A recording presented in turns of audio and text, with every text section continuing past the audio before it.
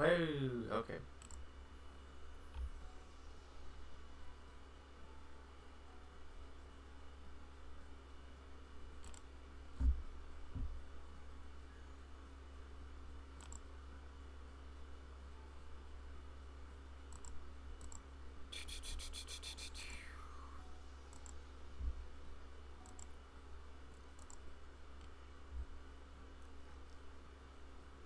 Okay, here we go then.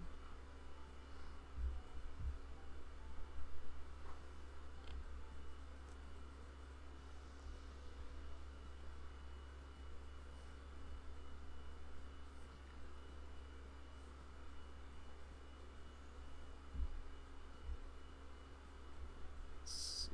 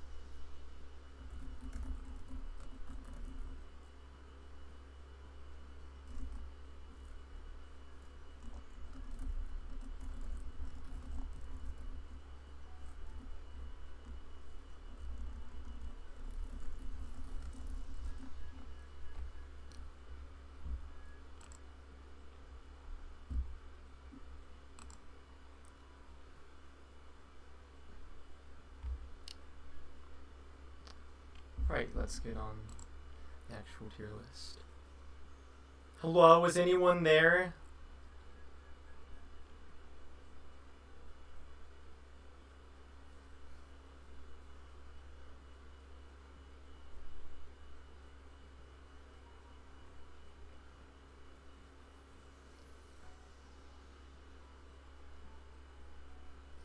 Don't be shy, guys. Say something.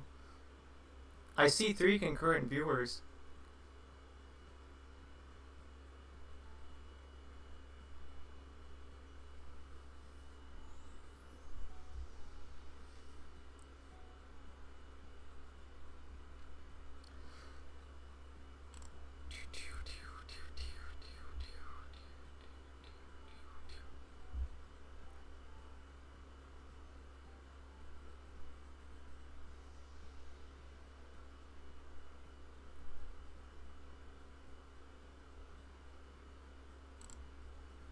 Your audio is doubling. Thanks, PT. I didn't think you'd be able to join.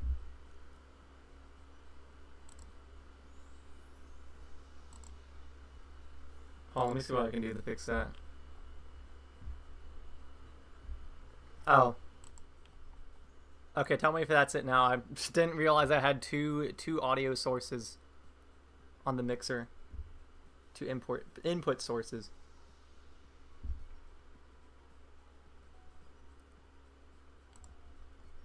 Is it okay now?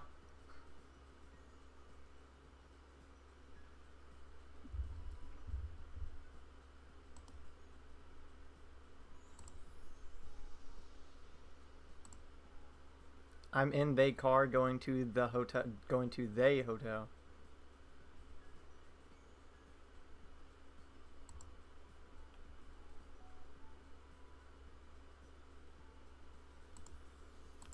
And by the way, PT, you're a monitor. I know you're not going to do anything.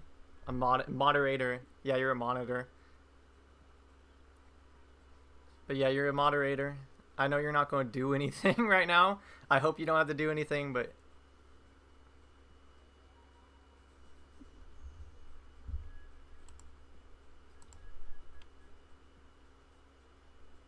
And did I fix the issue, by the way?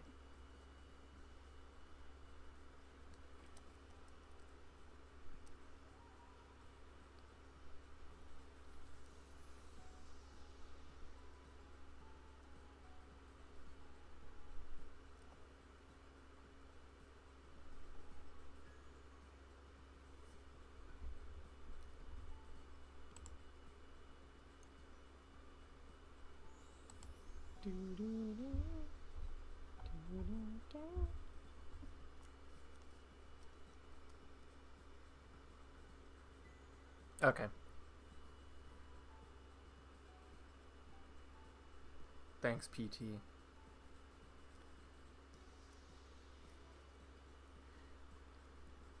I know you're really here so that you can ensure I don't put Shoma in C again.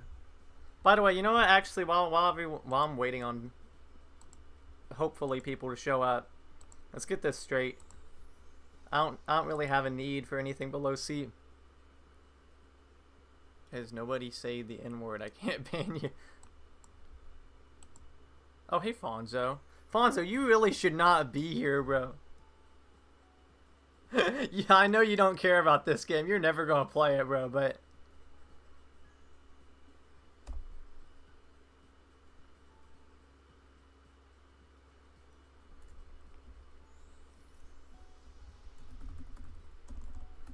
Great tier.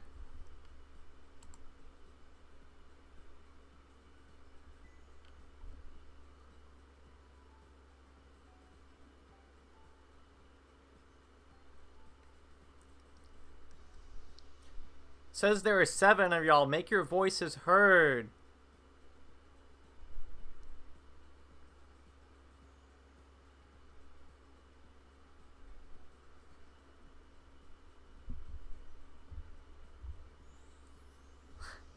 I never planned this shit. Yeah, it's probably for the best. It's like 150 hours to do this.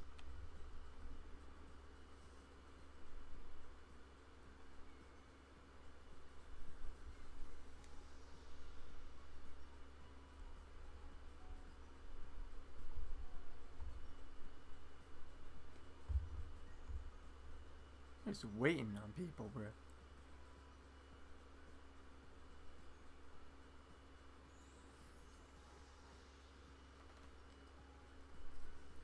You're like a teacher, bro. Everyone, trying to get everyone to talk. I'm Sire.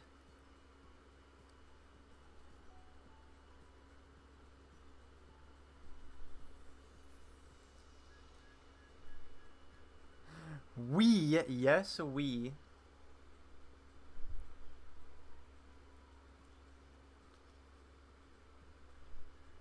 I'll wait.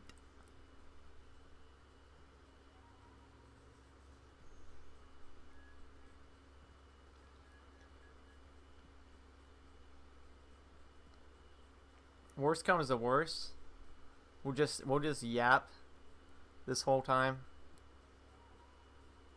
and just publish it as a VOD afterwards or something.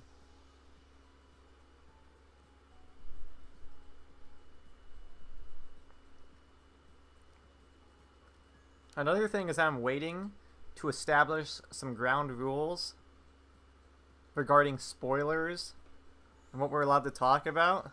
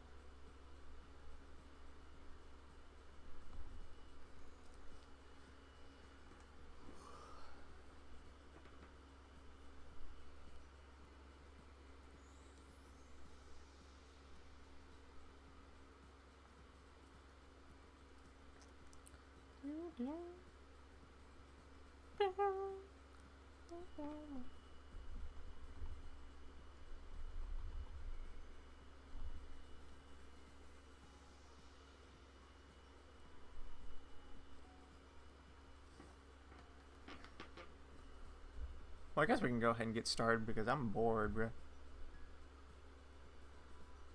I don't know how many people are going to end up watching this. It's such on such short notice.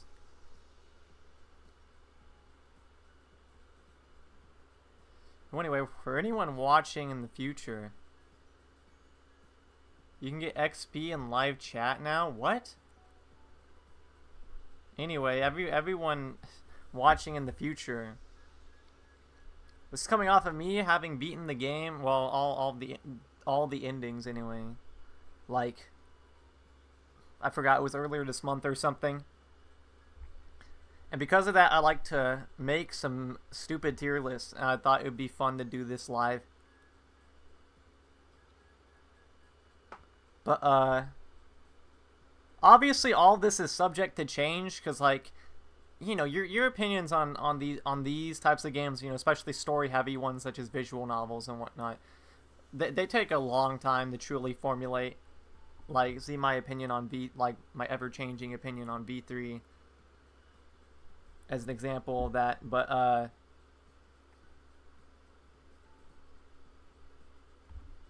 anyway, in the meanwhile, I just thought I'd give some first impressions. I feel like most of these takes aren't going to be too dog shit. There are a couple of these templates that we can go through, but most importantly is the character one.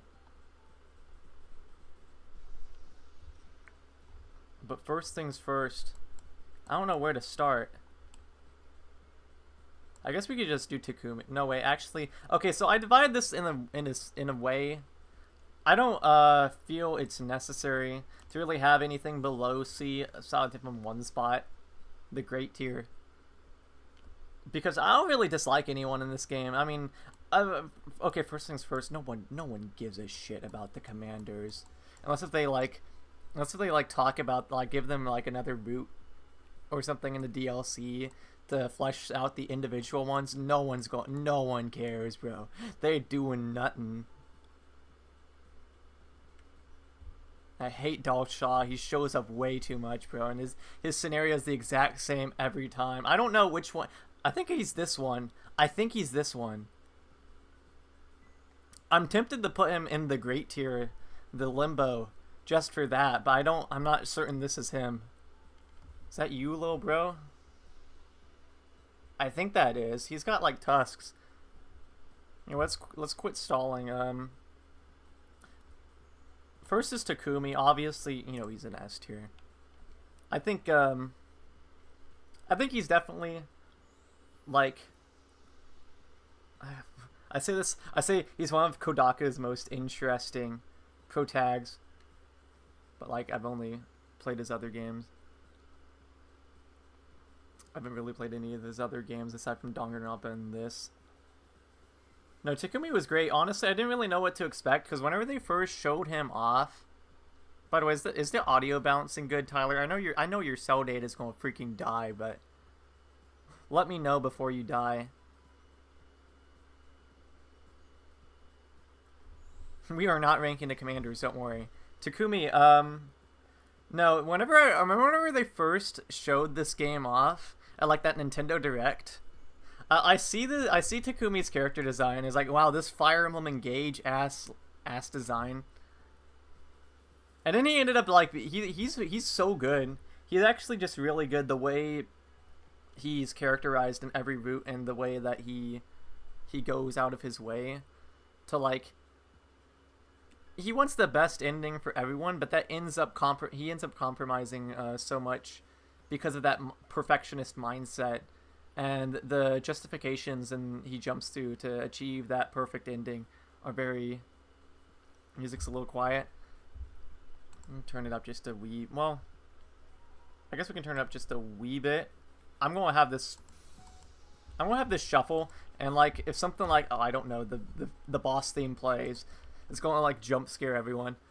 Anyway, no, Takumi, I love the way that he changes depending on each route. I love him in Cult of Takumi, honestly. How, like, he sees, like, he's so uncomfortable with all the shit going on with the SDU in that route, but then he begins to justify it because he's like, yeah, I have to do this. I have to take on the role as their god to protect them and whatnot. It's so interesting to see his mindset change depending on the route. I've seen some really interesting things said about him, like, throughout the fandom. I think he's so cool. Fuck you mean you like Hajime more? How could you like Hajime more? Takumi's so cool. Okay, well, he's not really cool. He's kind of a dork. But we like him for that.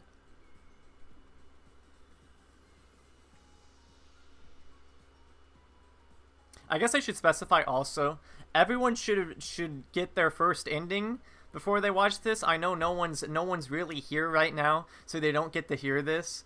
Hopefully people will have, like, you know, they'll know not to watch this if they haven't really played the game that much. I hope people know that. Please don't spoil yourself. Because we're going to get into, like, some knee-deep Route 1 spoilers pretty soonish, I believe. Takamaru is like a B, borderline C. They don't really do a whole lot with him. 20 endings in. Yeah, you're 20 endings in, and it's probably, playtime's probably like 70, 80 hours or something. This game's ridiculous. I think I was 150 by the time I got everything. Yeah, Takamaru, he's okay. I don't really dislike him. I like how he's, like, juxtaposed to his rough and gruff exterior. He's actually chill as fuck, bro. He's so chill. He's a nice guy. Well, he's not really that chill. He gets angry. Unfortunately, they just don't give him a whole lot of attention in the Roots. Granted, not every character needs to have, like a lot of attention to be given. A lot of attention in order to be a good character, necessarily. But, Takamaru, I just don't feel as strongly about him as other characters. I'm trying to think of, like, a route where I like Takamaru. Like I really like Takamaru. I guess Killing Game. I'm not going to elaborate too much on that because Tyler's still here. He's good in that one. Is it looping again, bro? I swear I put it on shuffle. Hold on.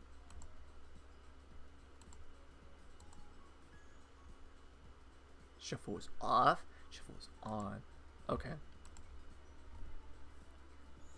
Yeah, I don't really have a whole lot to say about Takamaru. It'd be neat if they gave him a I don't know, like some sort of specific route. I don't know what it would be. Bicycle training with Takamaru route or something like that. This is playing? Why is this playing of all songs? Anyway. You know, I guess since it's Moko's theme, we can talk about her too. She's also another character I don't really feel that strongly about. I think she's handled... I really love how they use her in Route Zero, but that's not really her. I love the scene whenever the commander finally gets outed as an imposter. I'm doing KG and then SF after. You unlocked SF? I did all the top routes last. KG and Slasher were actually all of those minus comedy, which was horrid, were like nice breaths of fresh air.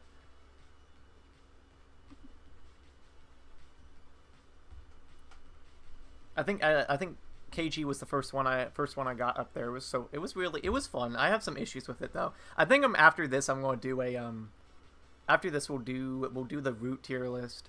I think if I feel like it. Anyway, Moko is they just don't do much with her outside of Route Zero. Even then in Route Zero she's just like the whole thing is that imposter. Yeah, another Slasher fan in the chat. Slasher was awesome. I love that one. I prefer the zombie side over the actual Slasher side, but I like both.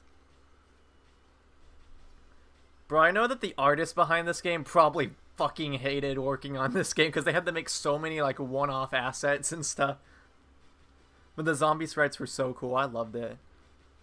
Anyway, yeah, Moko. Like I said, this whole segment's been about Moko, and yeah, I have like barely anything to say about her. It's all just been about talking, like going on tangents on other stuff. Unfortunately, she just doesn't really have a whole lot to her. I think her strongest role is what, outside of Route Zero, is what, the romance route? Who cares? Bro, who cares? Romance is like whatever ass route.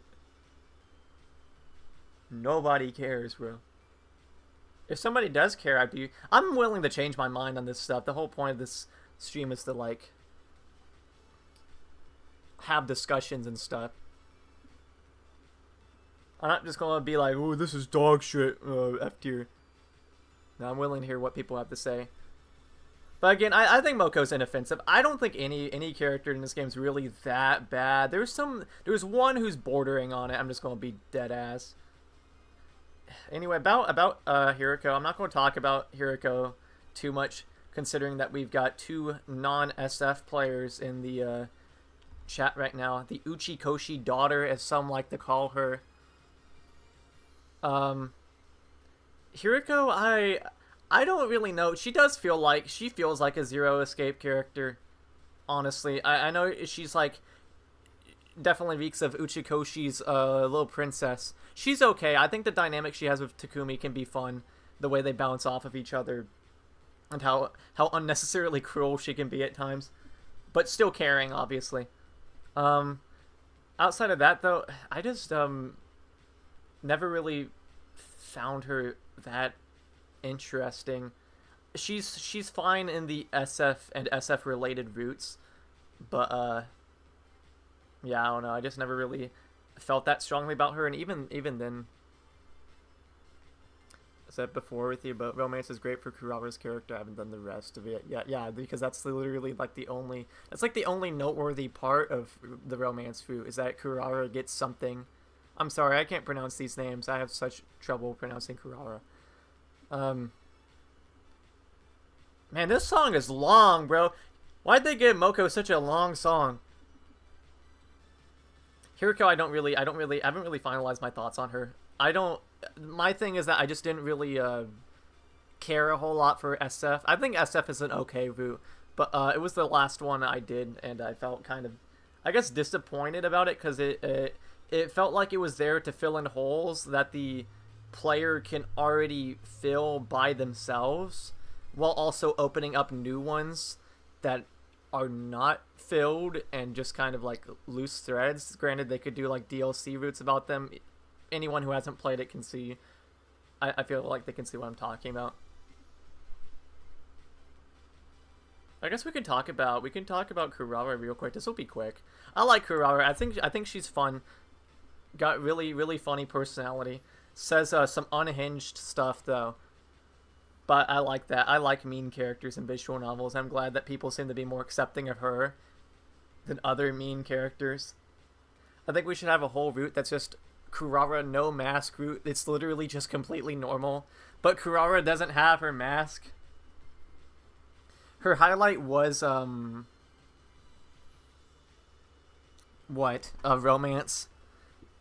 That was the first actual ending I got, her ending in romance, because I was on SF and then I did the stupid choice and got on romance, and then I was like, yeah, this is all I need to play. I'll come back to this later.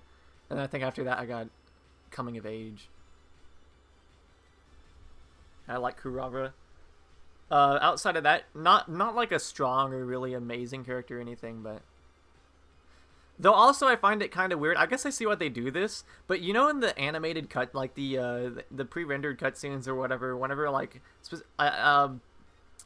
whenever like her mask changes facial expressions too, and it just looks kind of weird. I don't know if I like that. You know, Kurara could have been a good character in Conspiracy, but Conspiracy is too short. That's the thing. It's way too short. She could have had interesting development there. She did have zombie. I forgot. Kurara's Last Stand. That's such a badass ending.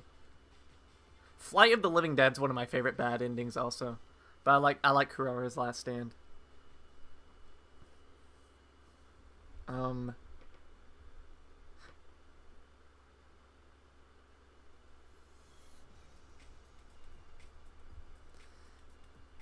Let's see. We can talk about. I guess we can talk about Gaku next. We're gonna save these two for a little bit, bro. Gaku's a contender for my least favorite character, but Moko doesn't really do much. Gaku can be funny sometimes. I know Tyler's about to have like a freaking meltdown in the chat or something about this because I don't ride for Gaku. Gaku, I don't. Okay, look. I like.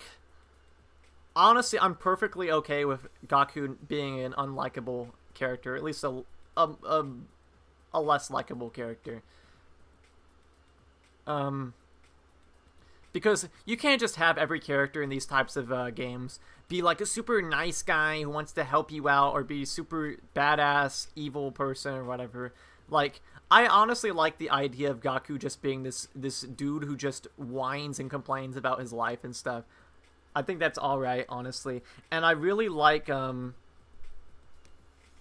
his final quote in the second scenario. It's like signifies it's really I kind of laughed at it at first, but then I really thought about it. Like, yeah, I kind of like that that's the last you see of him.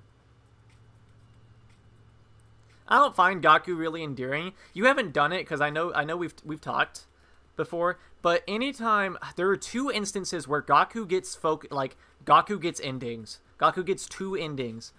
And they no, one of them didn't have potential. I think it was 36, ending 36, whichever one it was, on Box of Calamity or something. Such a stupid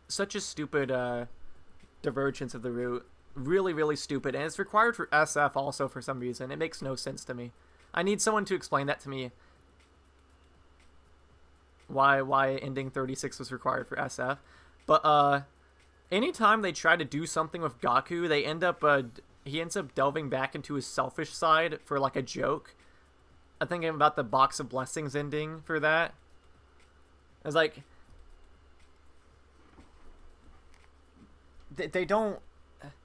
they always build up to something and then they end it on the same punchline every time. Gaku being stupid and selfish. It's just kind of annoying. I think whenever I got that one Box of Blessings ending, I was like, oh, okay, wow, really? And it doesn't help that Box of Blessings is like not a good route anyway. But like you tease an iota of character development and then you throw it away for a joke ending. And like, dude.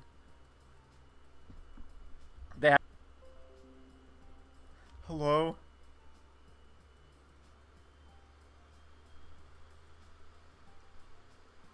Hello? Is everything okay? It said OBS disconnected for a second. I'll continue my thought in just a second. But I'm just about done talking about Gaku anyway.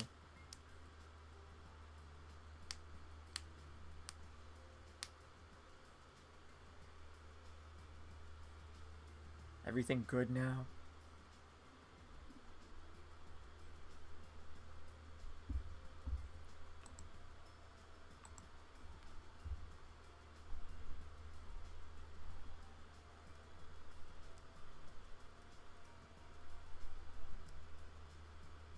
Okay, good. Okay, so anyway, like I guess I'm really done talking about Gaku right now. I'm hold on one second. I'm checking on my phone to make sure everything's good.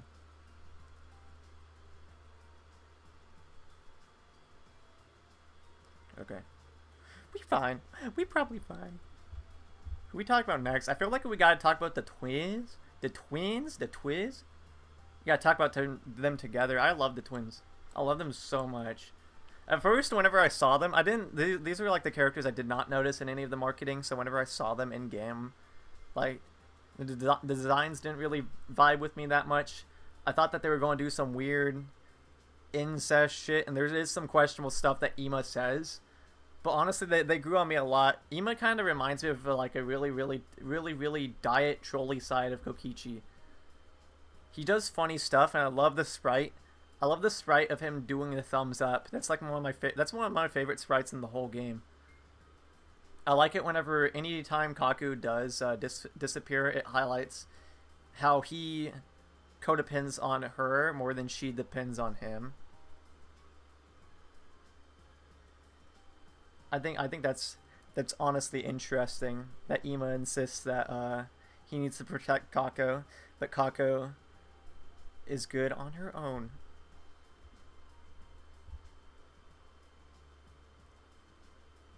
I like them a lot. I would like a. It'd be funny if there was a Kako detective route with the both of them or something. Kako solves a mystery.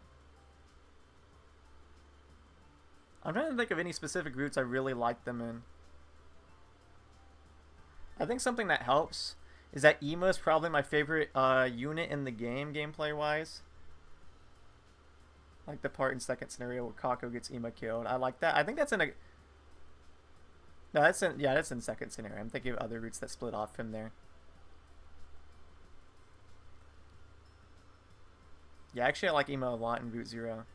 What they do with him. But Ima was my favorite character gameplay-wise too, because the stupid thing you can do where if his ability, his specialist skill, which I misread for like quite a while. I misread it as if he's near Kako, he does extra damage. No, it's if Kako is near death, then he does extra damage. So you can stack that with like Unyielding Spirit, and he'll do like 9 damage. And you can, if you buff him all the way, you can get him to do like 9 damage per hit. It's so funny. Like, you would not expect him to do that initially. It's probably because most people write him off because, like, he's available for such little time in Route Zero that you don't really realize how, like, strong of a unit he can be. I'm trying to think, what are other routes that they have, like, a major significance in? I like them Box of Calamity, I think. It's been a... Box of Calamity was like one, I think it was one of the first 4 I did. So I don't remember a ton about it that well. Ima and Mystery, yeah. I guess that's all I really have to say. Tsubasa I don't have a whole lot to say about either, but she's just a solid character. She's like the straight man in these games, kind of like Hina and Danganronpa 1. But honestly, I like her more than Hina, but I'd have to reevaluate Hina. It's been so long since I played that game. I didn't think much of her at first, but I actually think she is kind of interesting. That's about a different game. Tsubasa, she gets decent attention in some of the routes, especially KG and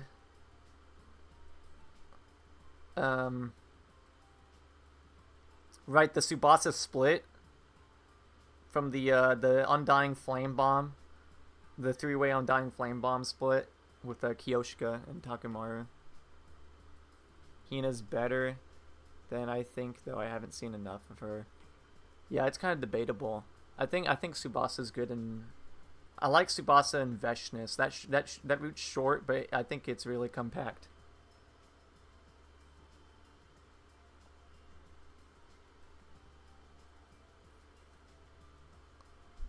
Yeah, I don't really have a whole lot to say about Tsubasa. Durumi's a big one. We're going to go over her in a little bit. Kiyoshika's fine. I like Kiyoshika. She was funny. I also like how... At first I was like, wow, her voice acting is kind of like not good. But I think that might be the point, because she references so many like anime and Japanisms and stuff like that. It makes me think that she is it's a joke on like old bad dubs for anime and stuff. I can't lie, I kind of like it. And the way she bounces off of Kurara's stupid insults and actually like plays into them is so funny. But again, she doesn't have a lot of strong story significance aside from she gets to honestly, if she was in a Danganronpa game, she'd be the stupid character that survived. I feel like Gaku or Kiyoshika would be the stupid character that survives. Hold on, if I had to order this, I think Takemaru's at the bottom. I think we can keep Hiriko at the top, but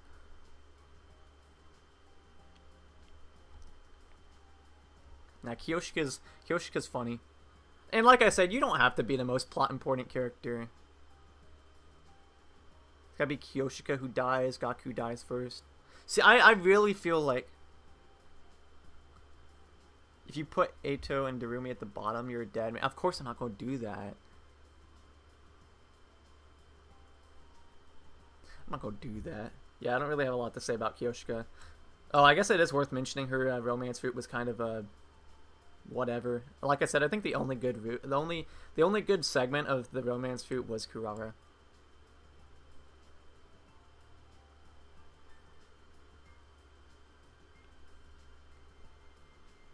Tsubasa's wasn't that great either. I felt like it was kind of redundant after Killing Game. It's like, why? Why do they have two routes where, like, Tsubasa's a love interest? Why not give that to, give the spot to Shoma. Let Shoma be in the romance route. Or Yugamu. That would have been cool. Maybe Adamakyu. Maybe Nigo.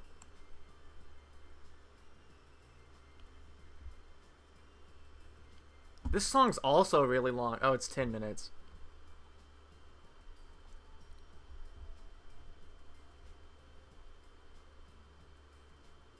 Invasion, crazy mix. Well, I like this song. We can talk about Shoma. I don't have a lot to say about him too. So now that Tyler's gone, I think I can safely put Shoma out. I think Shoma deserves a B. I'm rooting for Shoma. I put him in C initially whenever I first finished, but hold on, let me get some water.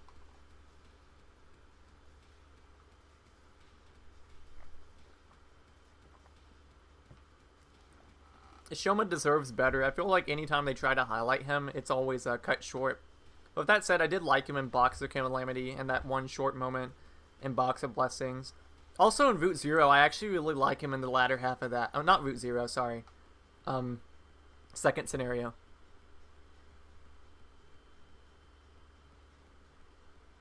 Argued with both Vesh and Ato. I had to rewatch that. I think Box of Blessings was the third route I did, so it's been a while.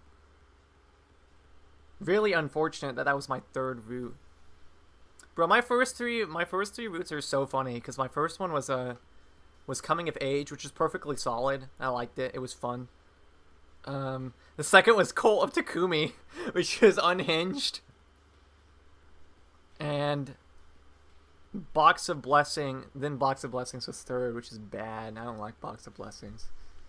But again, it'd be neat to see Shoma get a dedicated route of some kind.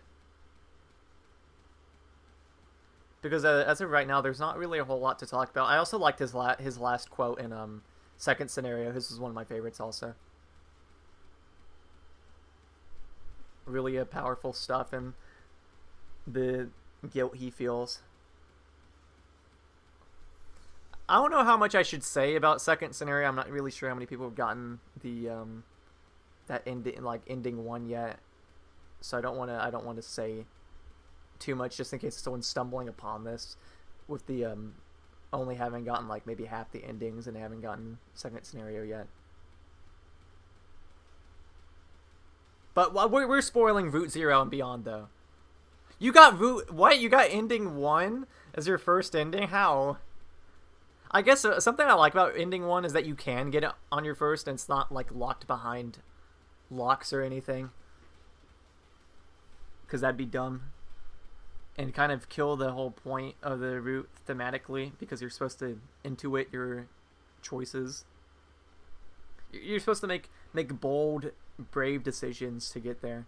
I really like it.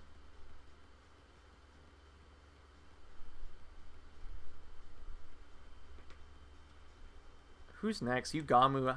Okay, I can't even lie. I don't know if he deserves it. He probably deserves an A, but in my heart, I love Yugamu so much. Like, he's so weird, but I love him. Like, whenever he says in the second scenario, he's like, I want to kill all you little cuties so much. Something along those lines. I think I actually died laughing. Just the way he freaking plays around with Takumi. He's great in Killing Game too. That really brought him up for me. Such an unconventional pick for a second, like a sidekick, whatever you want to call him. He's so fun in that route. And just in general. He always says such fucked up things. I love him for that. Not a particularly deep character again, but I don't know. He's always just such a joy to watch, and he was fun in Killing Game.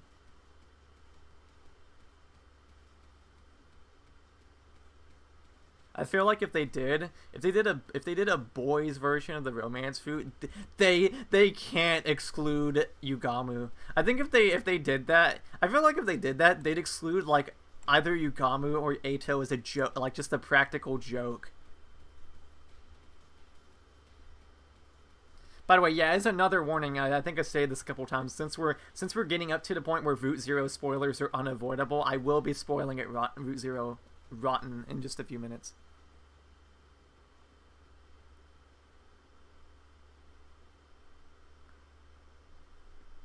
Nozomi, there's not really a whole lot to say, but they'd exclude Ima. Well, yeah, of course they would, because Ima's a middle schooler. I'd hope that they'd exclude him. I'm not listening to this song. It's your future. What's Oasis in 100? Yeah, we can listen to this one.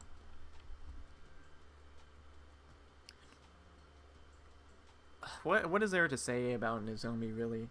I like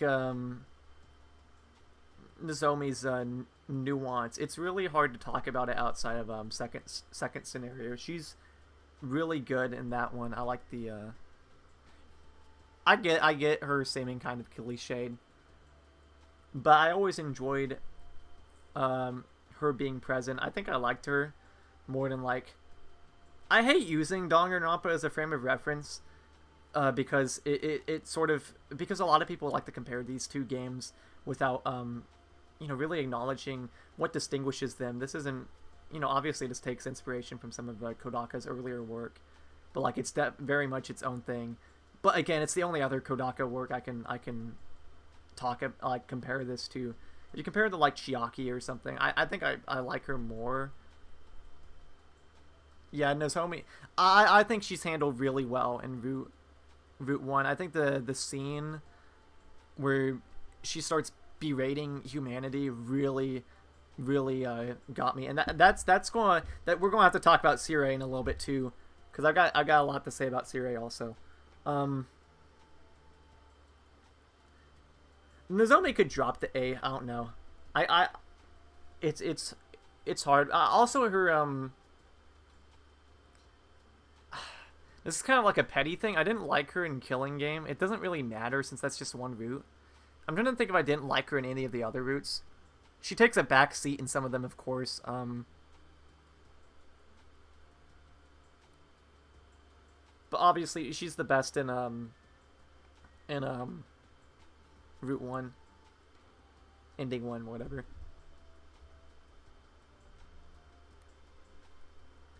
We're running out of basic characters to talk about. Let's get all of the SDU people out of the way. Ava could really go at the bottom of B or top of C. It doesn't really matter. I think, okay, like I said, this is why I have to emphasize I don't dislike anyone in this game that much. I don't really dislike anyone, actually. But, Ava, they don't do enough with her. Even in her own route, I fear.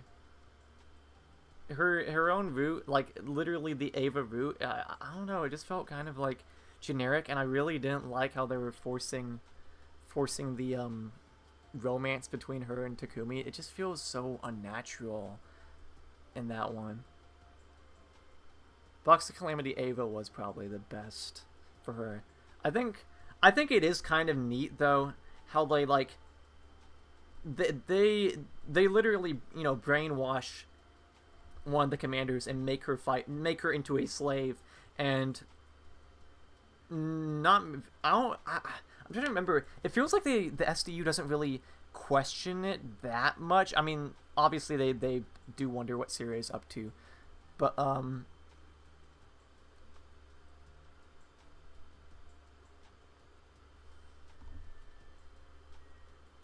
I like that how like it raises like some red flags, and then you begin to, like, as more and more the plot details open up, you begin to realize just how fucked up it is what they're doing with Ava.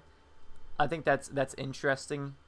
The only issue is that I feel like there's not enough time of her getting to just be herself. I'm trying to think of how many routes off the top of my head she gets to be herself. It's like Mystery, Ava. I can't really think of that many outside of that. I'm okay with her getting brainwashed and stuff because it does show how, like, unethical Syria and humanity's plans are. Yeah, I guess it's hard to ignore. It's hard to ignore. She's also like the fan service character on occasion. I'll never get the freaking cake scene out of my head. There was a so on the post I made where I was like teasing the idea of doing this. Somebody commented, if you glaze something like if you glaze Ava for 2 hours and I'll be there. I'm like, and I wanted so badly to say, after the cake scene in Cult of Takumi, I don't want to hear the word glaze and Ava used in the same sentence ever again, bro.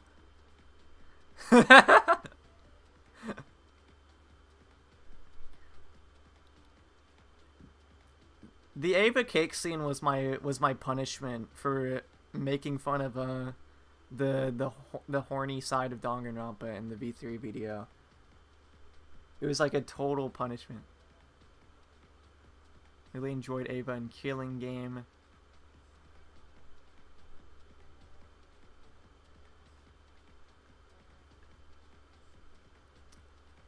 I don't know if this is an unpopular opinion. I didn't like...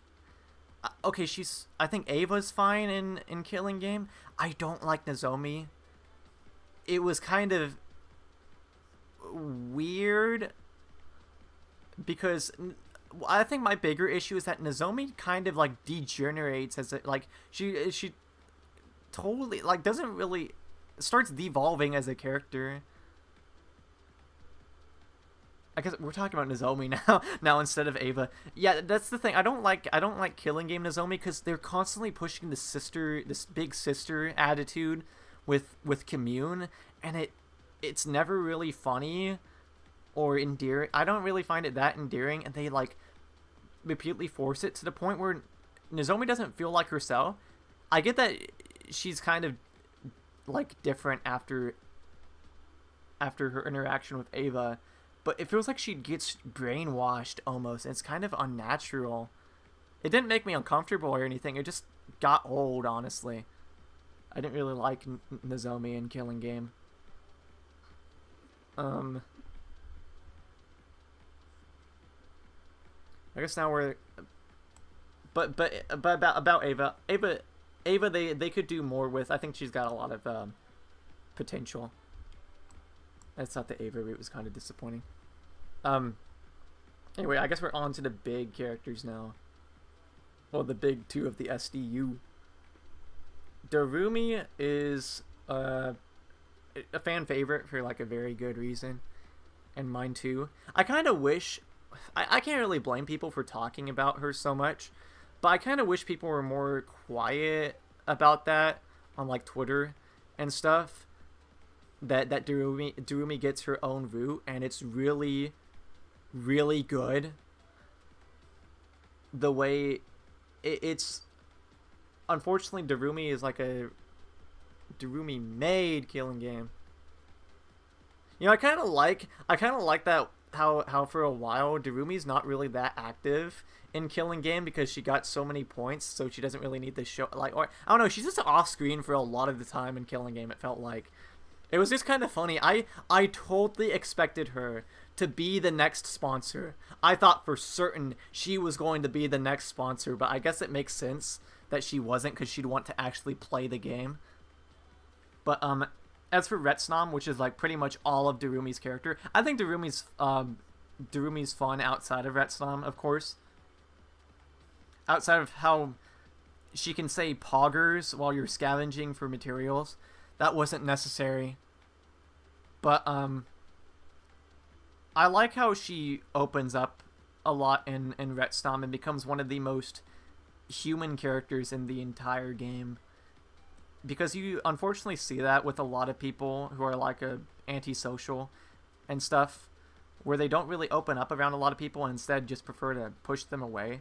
There's like several pieces of dialogue in that this song is really not fitting. It's going to loop and it's going to shuffle in just a second, but I got on a side tangent. But she was really endearing in that route, and I liked how like her friendship develops with Takumi. It's like he's the only really the only person who understands her. This song's not gonna get claimed, is it? We're good. I'm trying to think of how to articulate myself.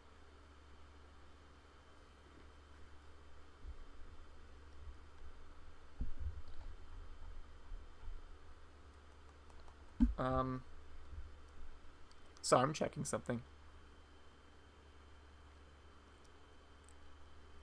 I think what I find the most profound about Darumi is that unfortunately for her, there is not really a good ending in sight for her. Because a really personal experience I had with the game was I chose in the Save Witch Academy split, I chose to save second to last first. And in that, after that split, Darumi like dies, and she's absent for like the rest of the any other route past that point, and that is quite like it's a humongous segment of the game. I think I was like crashing out a bit because like, dude, Darumi's been gone for 50 hours. I have not seen the real Darumi for 50 hours, bro. It's so sad. And then you see this alternative route that's like solely dedicated to her, and it touched me a lot. But unfortunately for her is that it doesn't feel like that there's really a good ending for her in there either, because she doesn't really see a whole lot of worth in her life and just casually lets the Retsnam take her over, and you begin to wonder if she really is herself at that point. And by the end, there is like some room left for interpretation whether or not Darumi is still herself by the end. I think she definitely like she still made a ruby tear at the end of Retsnam, I built. Yeah, she did. I think that was the last bit of her doing that action. But it's sad that there's not really a good ending for her, because either she dies or she just gets assimilated into a monster, unfortunately. And unlike other characters in this, I don't really mind that the other, like, there'll be like a route where like a character has like development or whatever, like, I don't know, you get a lot of screen time with Iriko and SF obviously, but you don't get nearly that much in other routes or whatever. I'm fine with that. But Darumi is the most stark contrast because she only really acts her true self in Retsnam. And I think it's a lot more poignant there, well, like with her, because it recontextualizes a lot of her behavior outside of Retsnam, where she only really feels comfortable being herself whenever she starts getting close with Takumi like that. I think that's one instance where her character being like inconsistent throughout routes kind of it works really well. I don't know, I think Retsnam's a great route. A lot of people really like it. I would like to see more entirely one-sided character focused routes. I don't know, it'd be fun. But they really struck it out with that one. I liked was ending, I forgot if ending 50 was the one where you end up killing her. I think that was it, and 49 was the one where you become like, you just become one with the Retsnam or whatever. However that went. I liked both of them, obviously. I prefer 50, or whichever one it was where she ends up dying.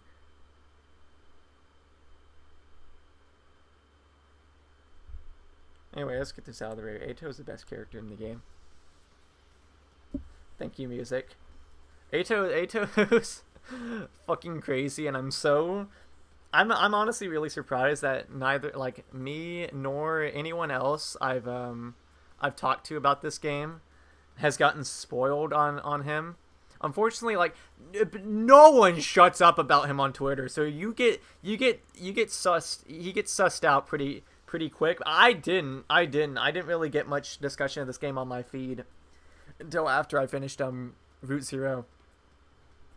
I love that so much. I love him so much because he's he's fucking crazy, bro.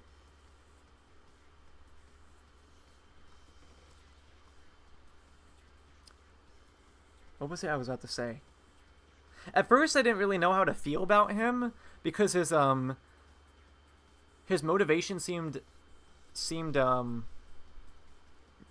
kind of shallow at first, but that's kind of like I think that is kind of the point. I think by time like he becomes the villain again and coming of age, I really started to like him purely because of his attitude. I like how his sprites are really like cheerful for the most part, or like either cheerful or neutral. But then after the reveal, they sort of come off as really sarcastic paired with what he's saying. It's so funny. But oh well, Rumble's a licensed song. It's not really original to this game, but it was really good in this in his fights. But what I like about Ato, how long does this song go on for? Okay. What I like about Ato is how that like glitch with his eyes, it sort of skews his it sort of skews his perception on humanity and gives him like a negative bias, even though like there are plenty of reasons to hate the humans in this game. Obviously they're not all bad guys, but obviously the ones in charge are really terrible people, and they have no care for the futurans and whatnot. But Ato let pretty much had no agency of his opinion, so they've always been so skewed for him due to that essentially disability of his that he was. I forgot if they specified whether or not it was purposeful. I don't think it was. I think it was an accident that he got. He's the way he is, and the way he starts to understand that he was essentially kind of tricked and never came to his own conclusion on things until he realized and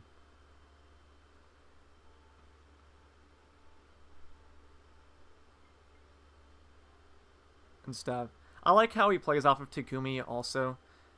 How Takumi is either willing to give him a second chance in spite of everything, which leads to the but all of the choices where you end up killing Ato or not letting him rejoin the team or whatever always lead to some of the most interesting moments between the two of them.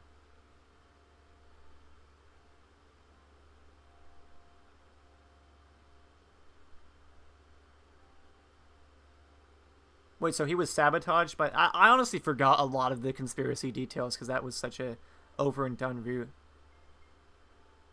I'll have to re-review my footage. But wait, was he essentially planted there by the resistance group?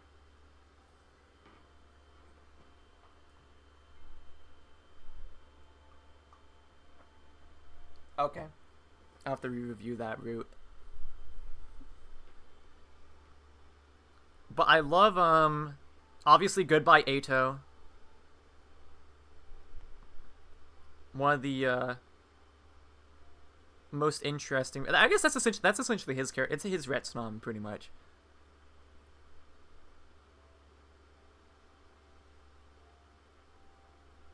Um they tampered with him, but it's never stated but heavily implied. Okay. That was the thing. Unlike Takumi, who now, like, at least in post Route Zero, does get choices, um, does get to make his own choices. Eito from the start was always inclined to dislike humanity, or, you know, hate humanity, because of the way he perceived them, like, literally.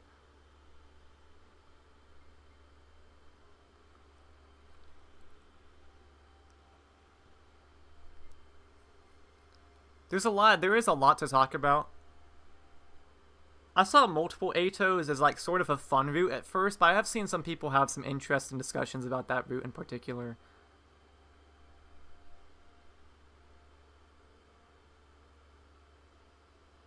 Went to shower, too much visual novels, think, yeah, well, it ain't stopping.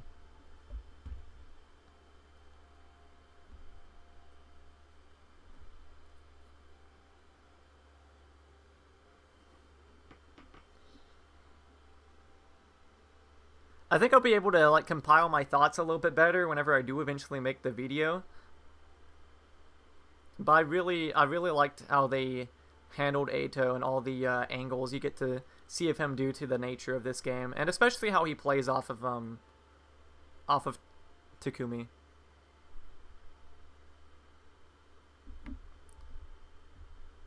So for the essentially non-SDU guys, we're going to rank Freshness, by the way, not the other commanders, but Freshness gets one. Sirei, I think Sirei is one of my. I like Sirei. I love Sirei, honestly. I think in terms of mascot characters, again with the Danganronpa comparison, I like him more than Monokuma. At first, I didn't really know how to feel about him, because in Route Zero they sort of do a subversion thing where you think he's just gonna be the generic mascot character, and then he's like gone for pretty much the entire route. But then he actually does get the shine from then onwards. But obviously his best showing is in the second scenario, because much like Eito, due to Sirei's like I think Sirei does have some like he does have control over himself, but he is very much influenced. His mindset is very much influenced by the will of humanity, as he states. But that is the thing. Sirei is not really making his he's not really making his own decisions. It really hurt me at the end, because I think Sirei did care about the SDU members, but at the same time he manipulated them to get to achieve humanity's wish, and he literally plays like propaganda on the school monitors all the time, and frames the Futurans as evil people. And that's another interesting thing about this game, because of the way in the Route Zero, all the commanders, you can't understand what they're saying, and you don't know how they look until Ava takes her mask off.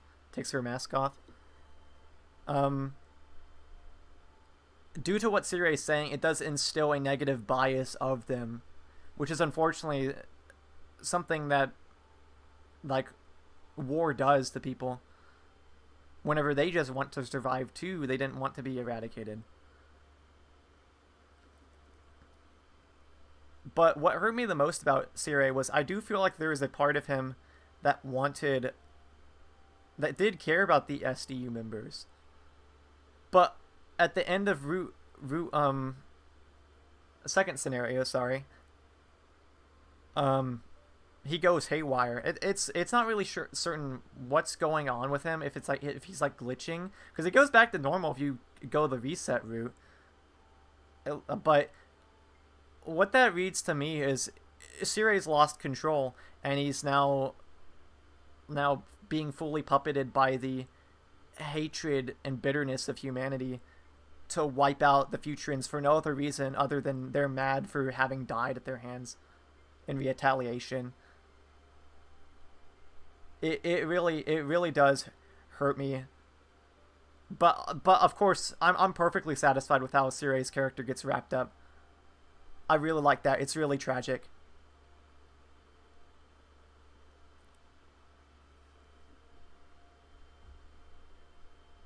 And unfortunately, I don't see a lot of people talk about him. Obviously, it makes sense, because the most talked about characters in these games. It's going to be like the main SDU members and stuff. But Cirei deserves more talk. He's sort of like another mirror where Takumi does get to make choices, but Cirei really doesn't, because he's being controlled by a higher power.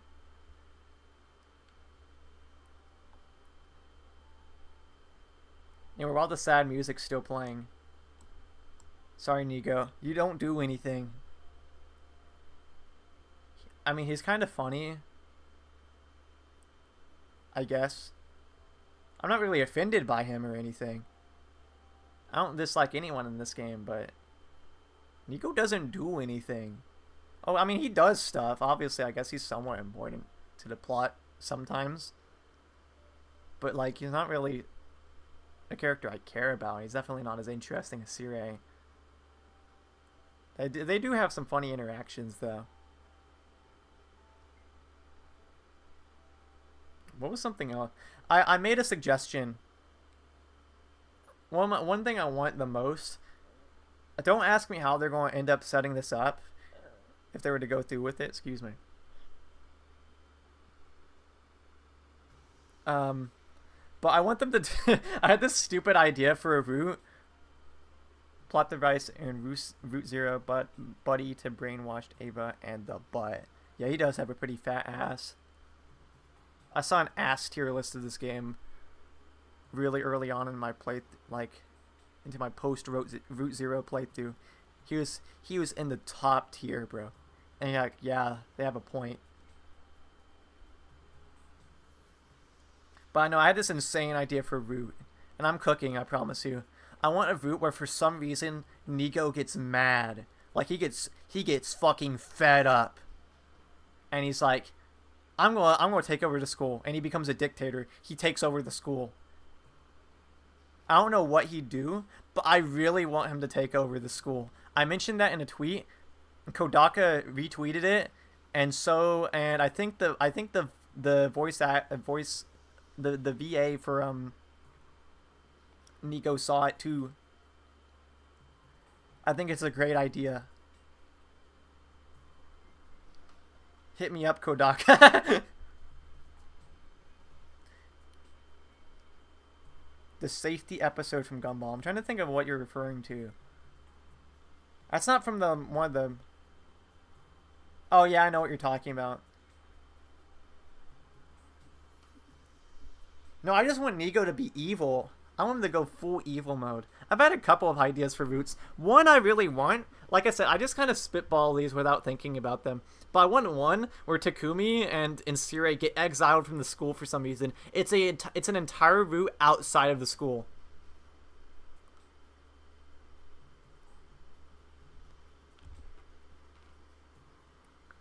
It'd be flames. It'd be undying flames even.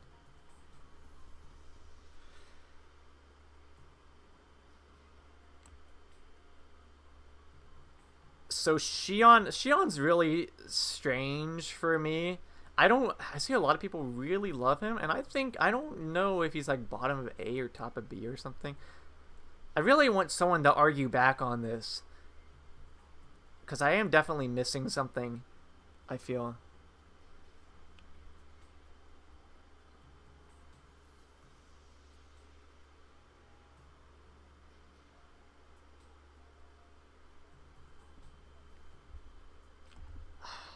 I don't really know what to say about Shion, but I do like him, of course. Like,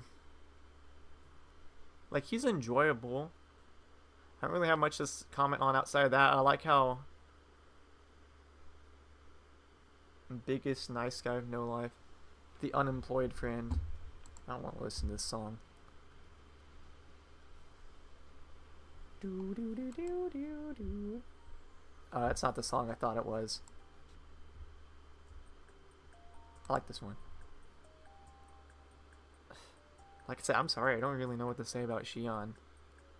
You know something weird about Shion? And correct me if I'm wrong.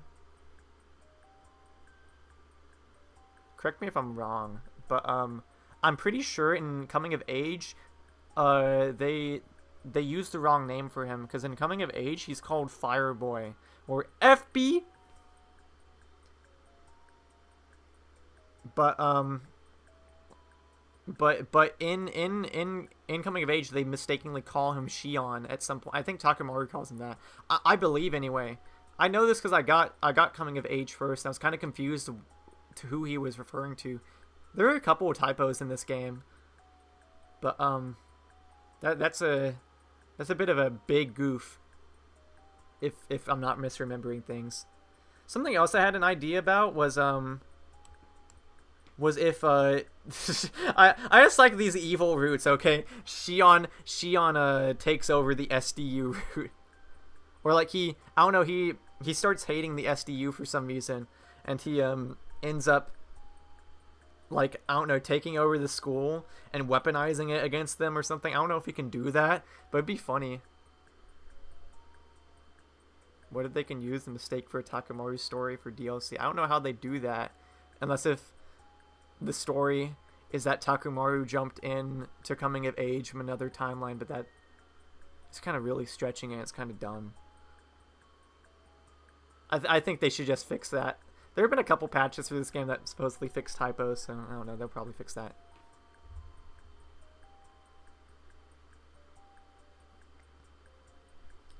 No, I want a Shion turns against the SDU route. That'd be funny. Or another one that'd be interesting is if one where Shion, like the Futurans get Shion, but and he dies, but like the game doesn't game over it, or do a bad ending. It continues anyway. I don't know. Like I said, I just come up with random ideas. I don't really flesh them out much past that point. Obviously, everyone wants the Accomplice ending. They've got to do Accomplice. They can't not do it. Everyone wants it, bro. Should they patch up some routes? I think one idea is making more... I think the best they could do in regards to patching up routes is just adding more branches to them. That's the only thing I can think of, but I don't really know if that's a good idea either. Because most people, I feel like by the time DLC comes out, most of the people who really, really care about this game are going to be done with all the endings. And if I were to jump straight back into like a random new branching plot point from like Age of Calamity, what the fuck am I talking about? That's a Zelda game. Box of Calamity. Like, say for example, they added like a DLC, like for the new DLC, they added another branch to Box of Calamity or something like that. Now imagine me here, who I did that route like I think 2 months ago now.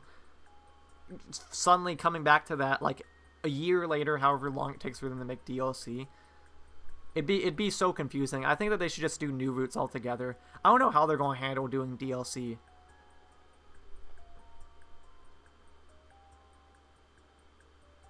But I think they should probably just do like an entirely new flow chart for the DLC routes.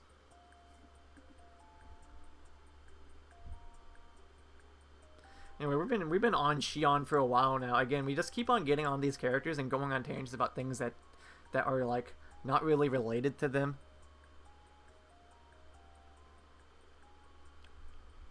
Epilogue routes for some of the full routes that involve the satellite. I wanted a fight on the TRC, the artificial satellite, so badly in ending 41. I wanted that so badly. Apparently, Cult of Takumi was rushed. That's what I've heard anyway. And they probably wouldn't have done it anyway if that route got its full dev time. But that would have been so metal if you just did a fight on the artificial satellite where like you kill everyone like with no opposition whatsoever because they're so strong. It'd be so cool. I want a whole route on the tier. I thought it'd be interesting if they start doing new characters in DLC because there's only so much you can do with this cast. But it'd be interesting if there was just a route where you just play from the perspective of someone on the TRC. Again, I'm just making stuff up, but let's get Veshness out of the way. Veshness, I honestly at first you give Shion C. I don't know if I want to do Shion C.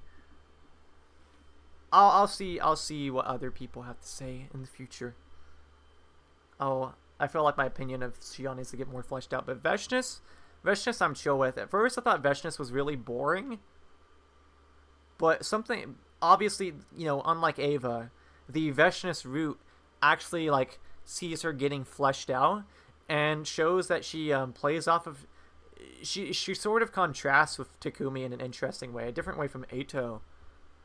I think it would have been more impactful if I got Veshness before second scenario, but still, because it was, I got it, after, but it'd be, the idea behind Veshness is that she does not, unlike, Takumi hesitates a lot with the, choices he makes, and he ends up second guessing himself a lot. Like, whenever someone dies, something I really like about second scenario is how, like, it's not a perfect ending. Like, people still die on the way there, as you'd, like, and that's not really what most people think of whenever they think of true endings or best endings or whatever. They always think of, in these types of games, everyone survives and it's a happy ending.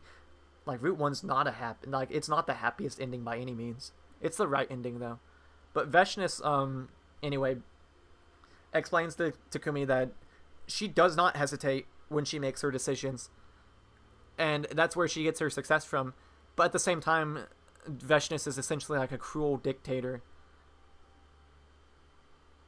That's how she's seen. It's pretty basic, but that's something I liked about the Veshness route. It was really, like, short, simple, to the point, and gave us an interesting angle on her that's not really seen anywhere else.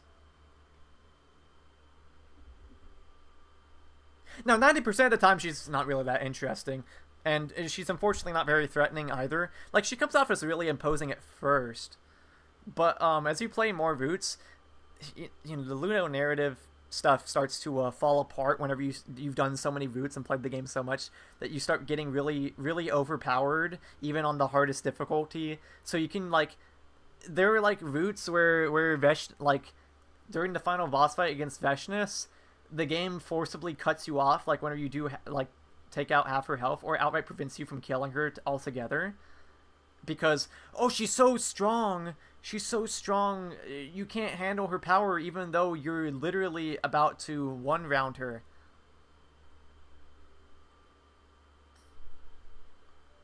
I thought something I thought at first before I realized how this game worked out was whenever she attacks second to last Defense Academy, I thought that beating her would get you an alternative ending, kind of like the only other example I can think of. There are probably a couple examples where beating a boss early gets you a different ending, like Chrono Trigger or something, or Bravely Default 2's secret ending.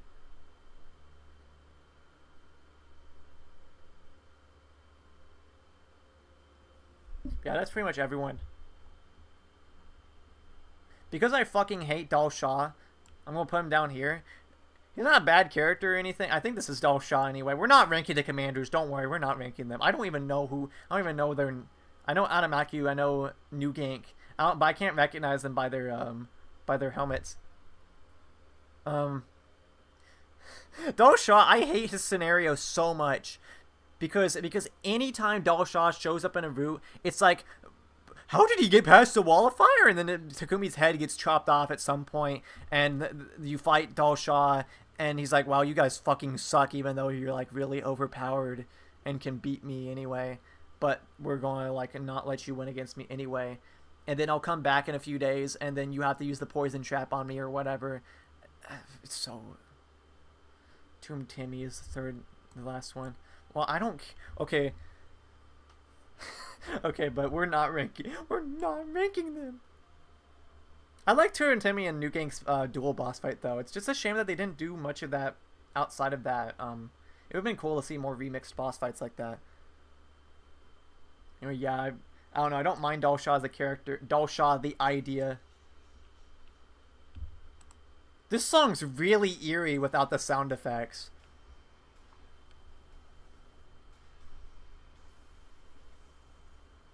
What's lacking in harmony? No, let's not listen to this. Madly... Is this what I think it is? Sure, we'll listen to this one. That's not what I thought it was, but...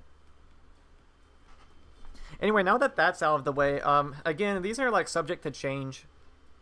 I'd like to hear out some more opinions before I make that video, but I don't know when that video is going to happen. I don't know when that video is going to happen. I was thinking maybe at some point this year, but that video could be like, the 100-line video could be like 2 hours long or something. But I want to develop more perspectives on like Shion and the like, and Nozomi. Realize what it is I really like about them before I make that video. I'm back at Shoma out of B. Go fuck yourself. I'm gonna remove your mod. Tyler, you cannot be writing this hard. You can't be writing this hard for show mid. Put Nozomi in A. You're probably right, but in my heart, I want to say Nozomi's an S.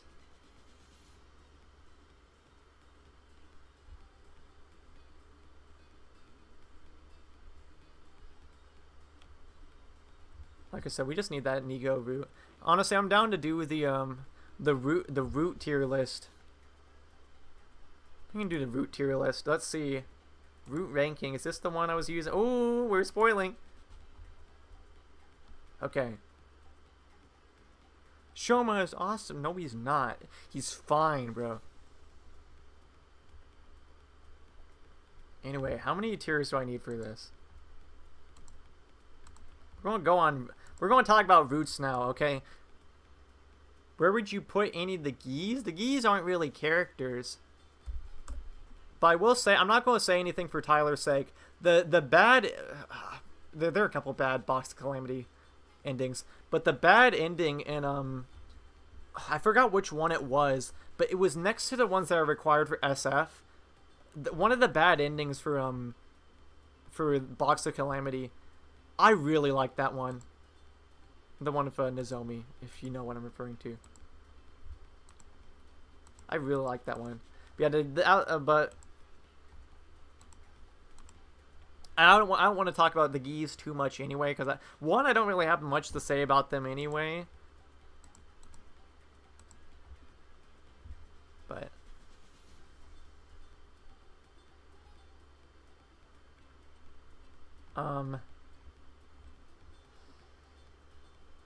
I'm gonna move on to the roots list now that I don't really know what else to say about the characters.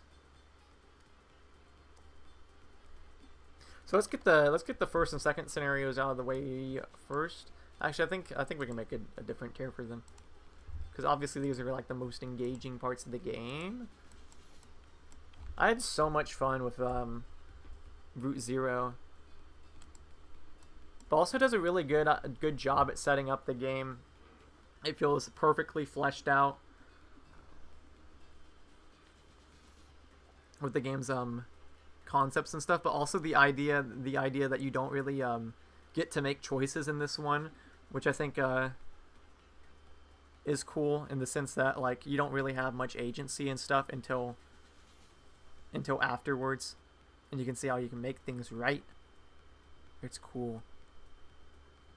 Second scenario obviously is like an extension of that, and it reveals all the major stuff that you really need to know. But all the game's themes come full circle in that one. And I've seen. I'm just gonna be look. I don't like to be harsh whenever I talk about other people's opinions. But I can't lie. I've seen some really dog shit opinions about second scenario. I think I hopped onto the Steam message board one time. I don't ever post there, but sometimes I check those out. Dude, there's some like no IQ people talking about some games in the Steam message boards. Where people were saying that like the SDU deserves to die because they're working for humanity and stuff, and that the ending's depressing.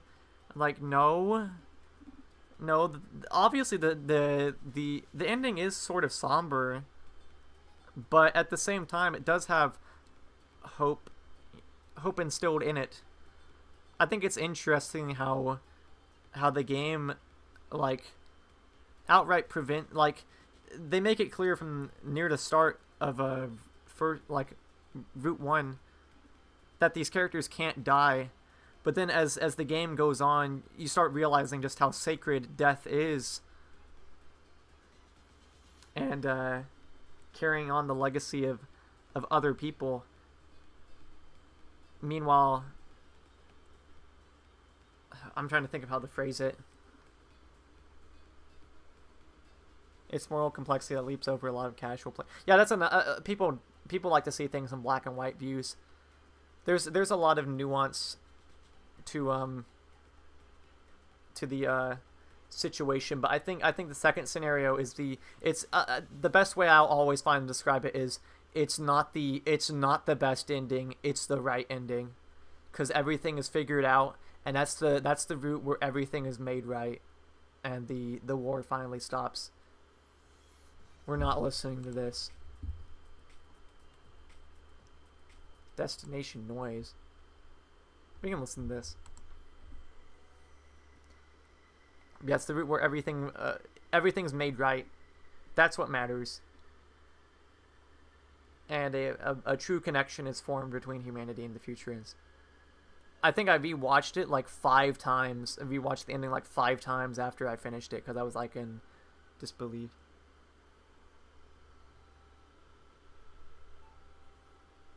It did.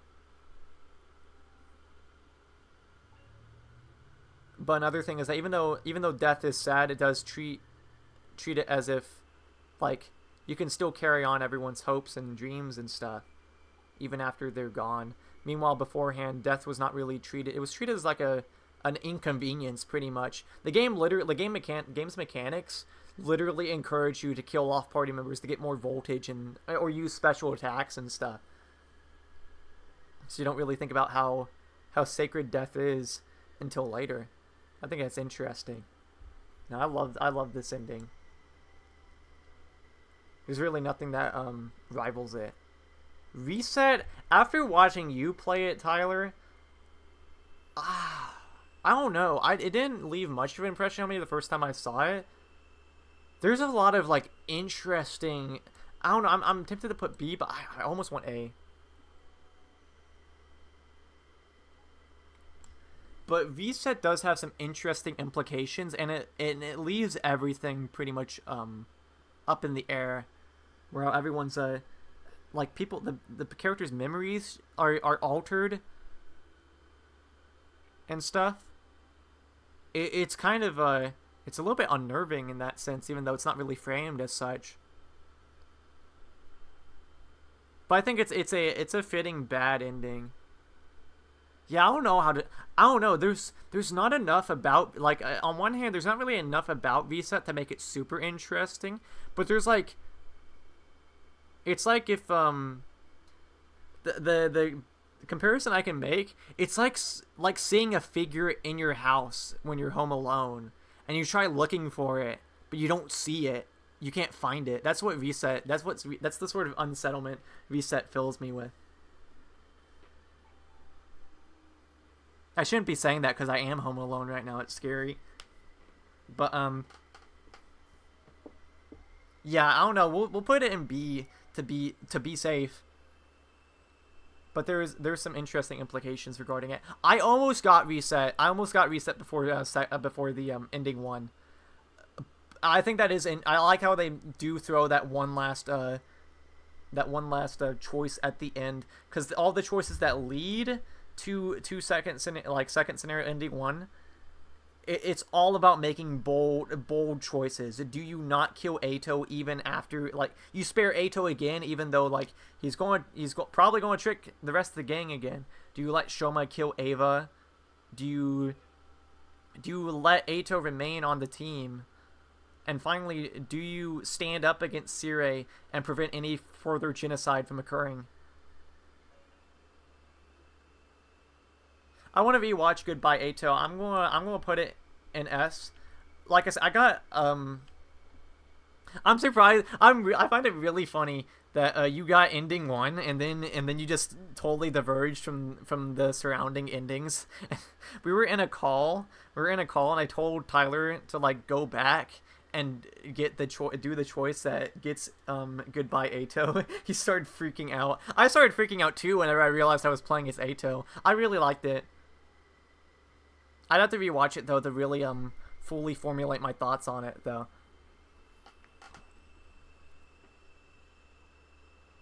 Tyler, say something about Goodbye Ato. Do my job for me.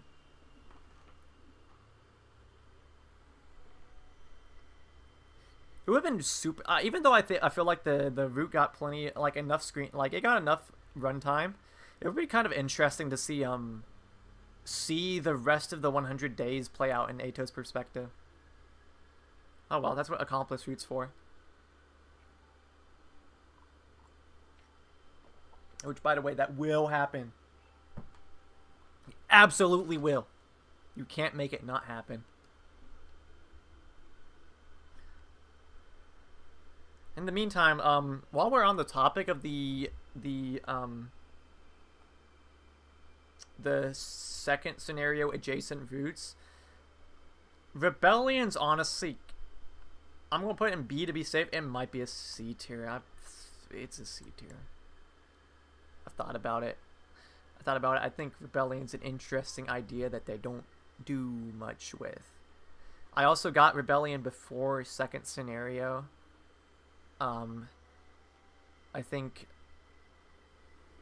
the endings are kind of uninteresting, and I don't know. I think it was ending 6. That's the one of Commune. Let me read Tyler's stuff about Ato. Love how Goodbye Ato works as a character study for him, and it's interesting to see his perspective for once. He outwardly hates everyone in the STU and lets them know that, but in Goodbye Ato, he barely has anything negative to say about them. Yeah. But Rebellion is like, it's cut really short. Like, it's like right at the end of the game. It's too soon. It's too late to be cutting off. It's too late to be branching off into something different at that point. And neither of the endings are really satisfying. Actually, there are 3 endings. I forgot about ending 4. Ending 4 is so funny. Just the way that spirals out of control. Like, one misunderstanding freaking leads to a freaking chemical warfare. It's so funny. Aside from that, though, I don't really care about the other endings. And also the one of Commune. It's kind of weird to hear. Is this what I think it is? Oh, I like that. I love this song.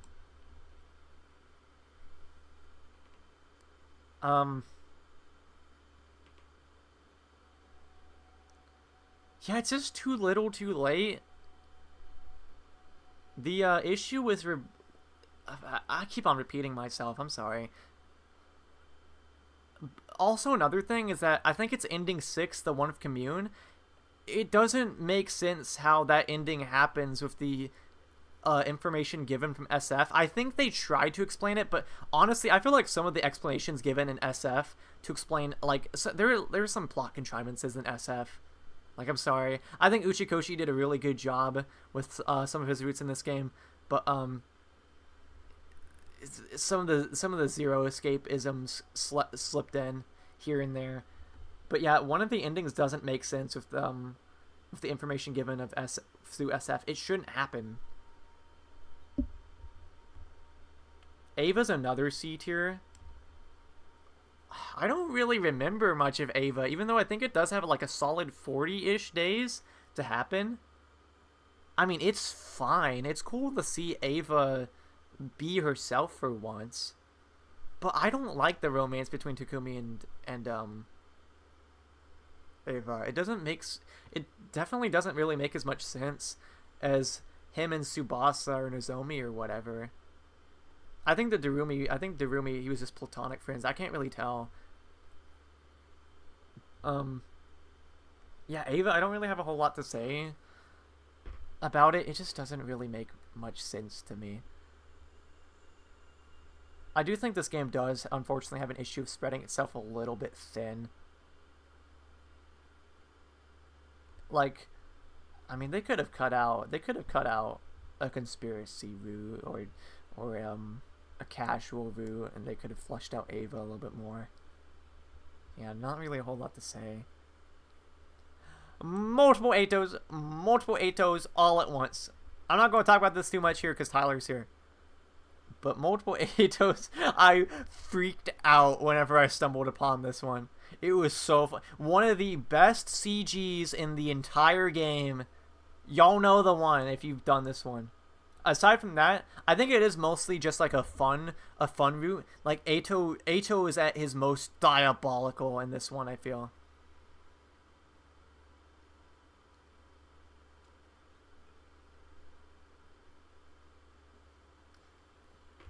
Darumi was absolutely platonic, though. I think Darumi wanted more out of it because she jokes about wanting Takumi in that way, which makes her more tragic. Yeah, because I think she says something like, "Because I love you, Takumi," during her like final, her crash out before she potentially dies.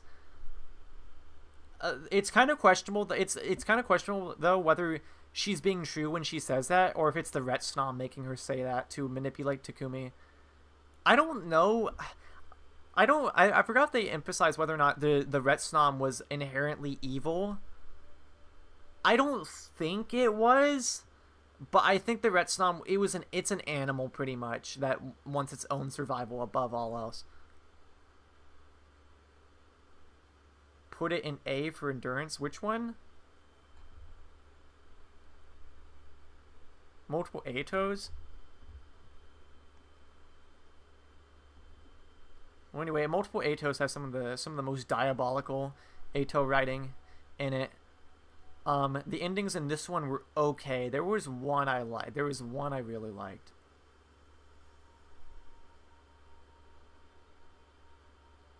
Multiple Atos. I think my opinion could raise on it, but I remember getting this one and freaking out. It was so funny. I think I got it really late at night too because I got back home from work. It was so funny.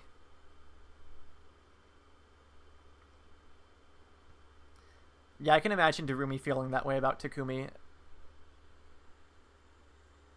I think it's absolutely plausible because he's really the only friend she gets, and she's also the only one she opens up to and acts real around, as in like she doesn't want to push him away. Yeah, I don't know. I could definitely raise my opinion on multiple Atos. I think it's so good though.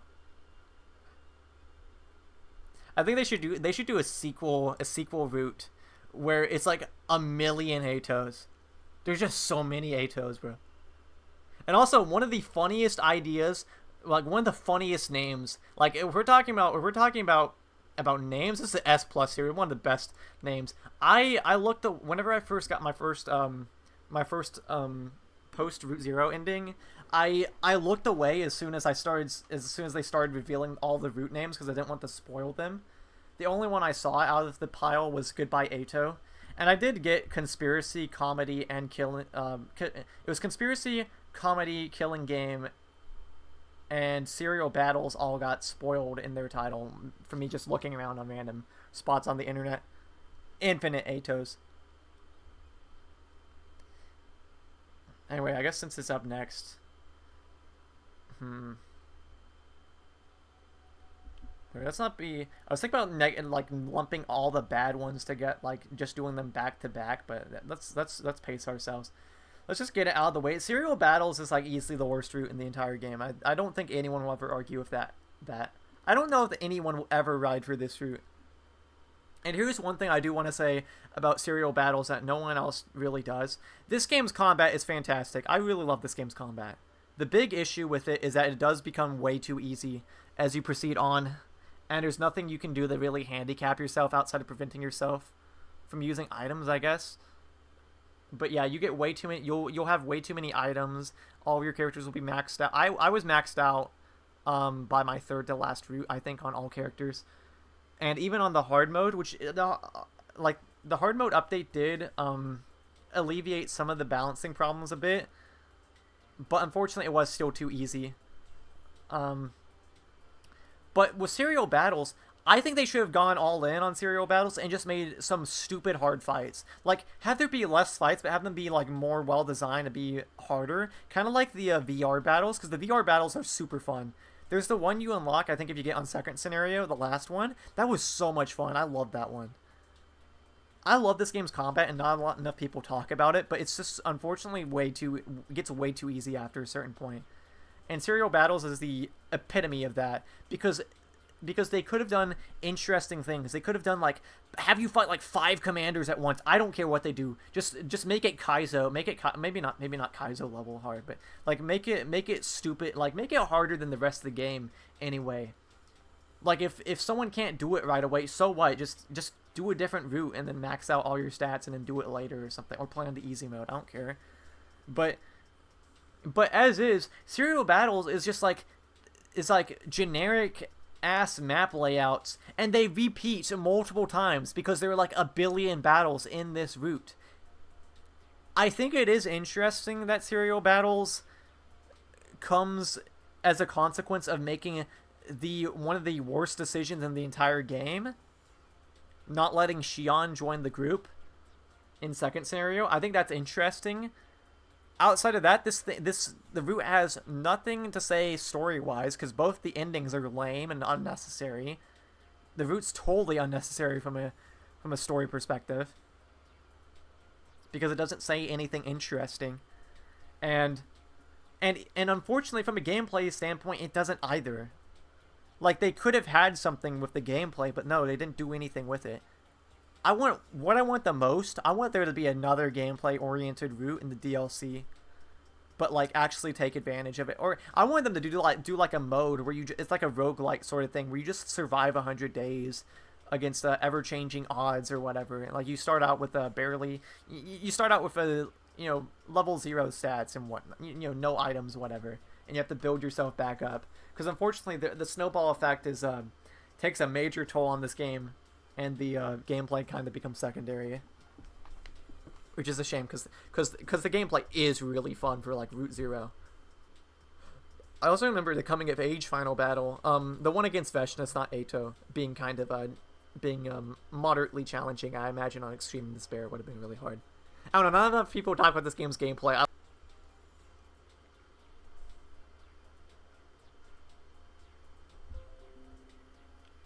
Give it a second.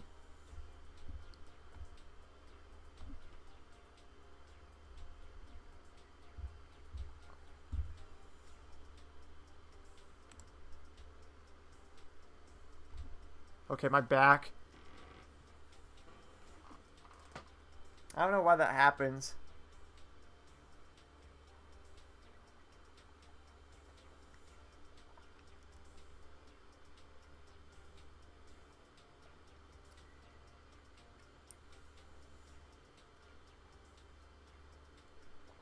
Stream delay is kind of annoying. I don't really have any. I don't think I have delay on. It's just latency. You're back. We are so back. We are so back. Bro, why this playing? Why this playing? This is a final boss theme.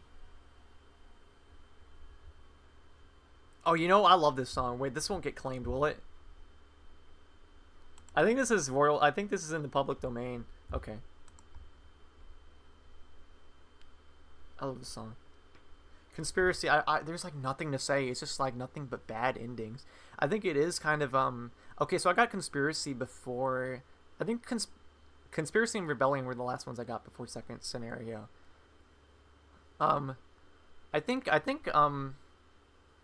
Conspiracy is kind of interesting with the context of second scenario because Takumi just kind of gives up.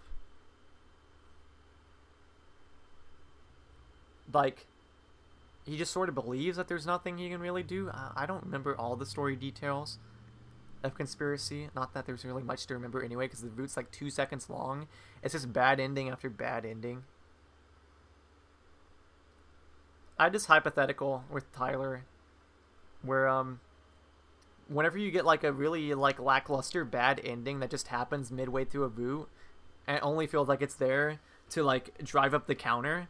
I always imagine Uchikoshi, and Uchikoshi specifically, like pumping his fist and going, "Yes, another ending down, yes." Even though he didn't write all the routes, but still, it's funny. That's the entirety of Conspiracy, though. I did see someone go the bat for it though, but I'd have to reread what they said. Again, I'm not against someone arguing for Conspiracy or something. I don't really care. Like talk your shit. Change my mind. You can. You can't change my mind about Serial Battles. I don't think you will change anyone's mind about Serial Battles. I don't know anyone who likes Serial Battles. I don't know. Conspiracy's lame. Casual is a D, I think. It's almost a C, I think. At the very least, it's short. It's chill. I like the Takumaru scenes. Doesn't really do much for me outside of that. The milk route. I didn't think people would resonate with the milk so much. I see art of like the Gaku with the milk. I've never seen milk cartons like that where you like poke like those types of milk cartons. Wasn't he like holding one that's sort of like shaped like an apple juice box? I've never seen one like that. Probably because I'm American. That might have something to do with it. Nico B made it me. Okay, that explains it. No, my favorite. We'll get to my favorite joke and like my favorite little meme in a little bit, but no one really talks about it, so it's not really a meme. Yeah, casual. There's not really a lot to say, but it was okay. It was chill. It's pretty inoffensive. It just doesn't do anything for me. I guess the endings were okay. It's his canon first route. What is the milk? Oh, you'll know when you're older, PT.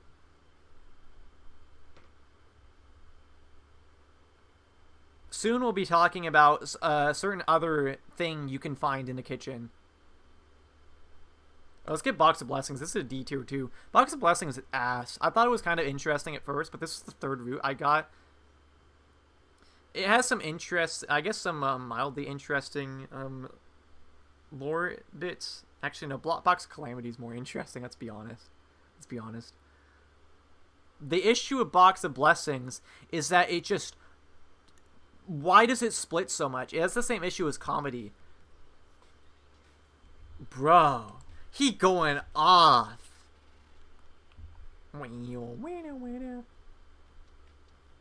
Oh gosh, if Rumble starts playing, it's going to get copyright claimed. We can't let that happen. So is Siddim. I wish I could find the normal version of the song, but whatever. Yeah, Box of Blessings though, it's a pretty mediocre route that turns into a bad one. I'm honestly inclined to put it in E, but it turns into a bad one because of because it just splits so much. How many endings are there for this? There's like way too many endings, and unfortunately in all the splits you do the same things. It's just there are different character interactions is all. It's so stupid. Just start screaming if Rumble or Siddim play? Yeah. I'll do that. Everyone will hate me. No one really likes it whenever I scream. I didn't realize that until later. I think I got like 3 comments on the Star Ocean video saying, bro, you do not have to scream. So I'll stop doing that from now on. But anyway, Box of Blessings, yeah, it splits too much, and it always, like, all the split, everything that happens after each split sort of plays out exactly the same outside of the actual ending itself. Which the only noteworthy things I can say about the endings is that, like, they try to do the thing with Shoma and Gaku. Shoma's is okay. Shoma's endings are okay. Gaku's are bad, obviously. I think they're stupid. It's part of the reason why I almost dislike Gaku. But again, for both of them, their screen time is so limited. It sort of feels like they're checking off a box and not actually developing these characters. And this was the first route where I saw Dal Shah. And at first I thought he was cool. No, I've watched other people's videos recently. I'm getting angry over it.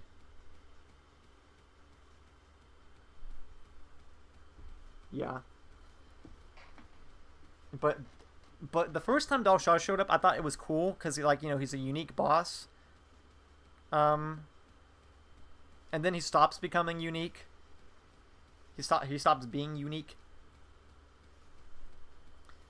He came off as like a super boss almost at first. That's what I thought he was. But he's overused to hell and back.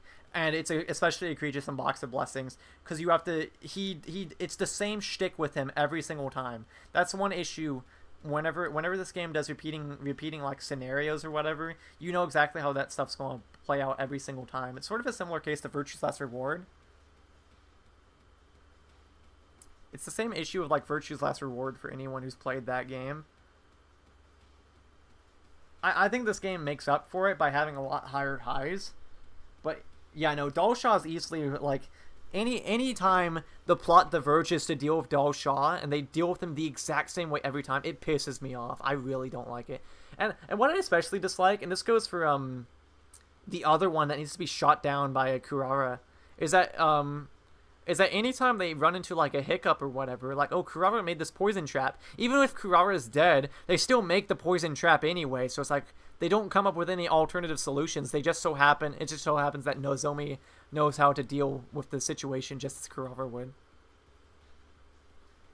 No, the constants are like the most annoying things throughout these games, because like anytime a battle would occur and it was like not a unique one, it would kind of drain me. Because it would like, even skipping the battles, it goes on for just long enough that like it drains me and makes me not want to play the game. Yeah, that's enough about Box of Blessings. Box of Calamity is probably an A or an S. I remember really liking it. I remember really liking Box of Calamity. But I don't remember a ton about it because this was the 4th route I did. But I liked the I forgot what numbers they were, but the ending that was required for one of the endings that was required for SF, not the Gaku one. The Gaku split in Box of Calamity is so stupid. Actually, one of the stupidest things in the entire game. And they only, for some reason, the ending is required for SF because they mention it one time, but it's not even important enough to where like they can't just cut it out and nothing would be changed.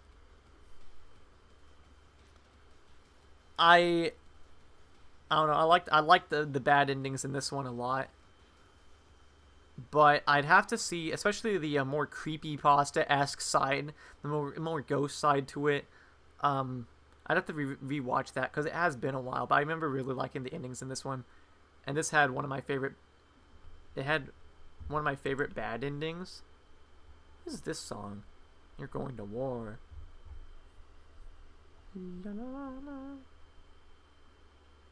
What's this? We can listen to this one.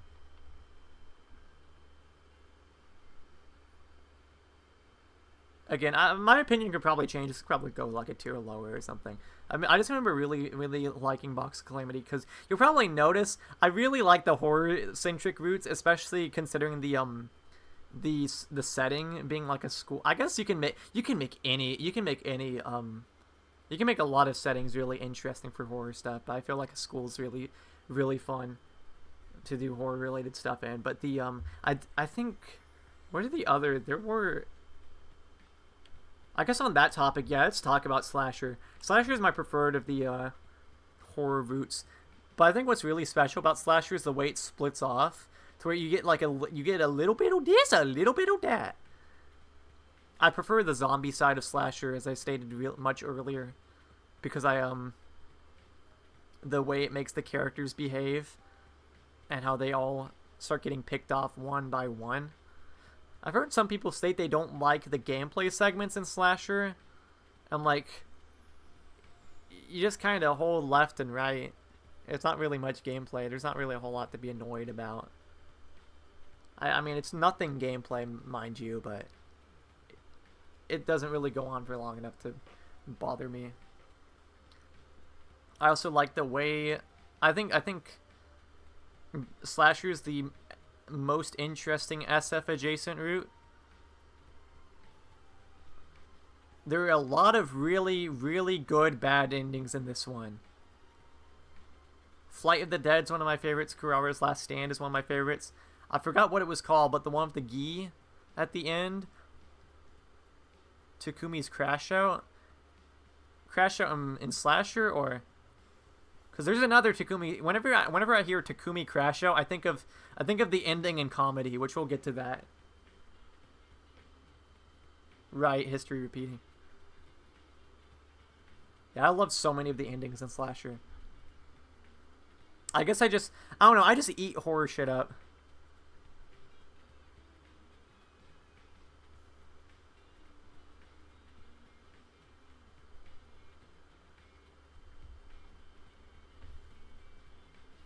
Let's see.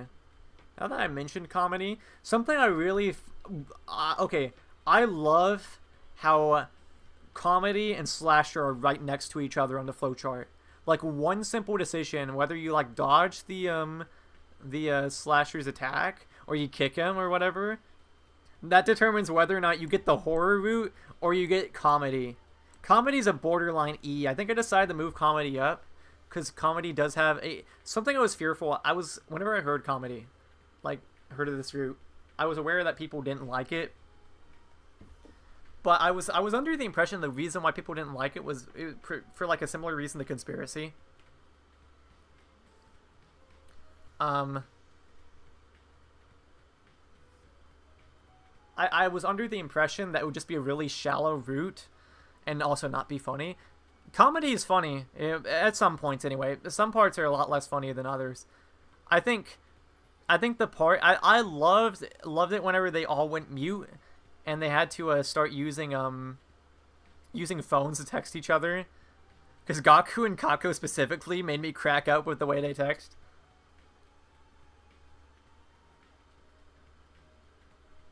Oh, and also the one ending in this route where Takumi gives them this to super, what was it called? Super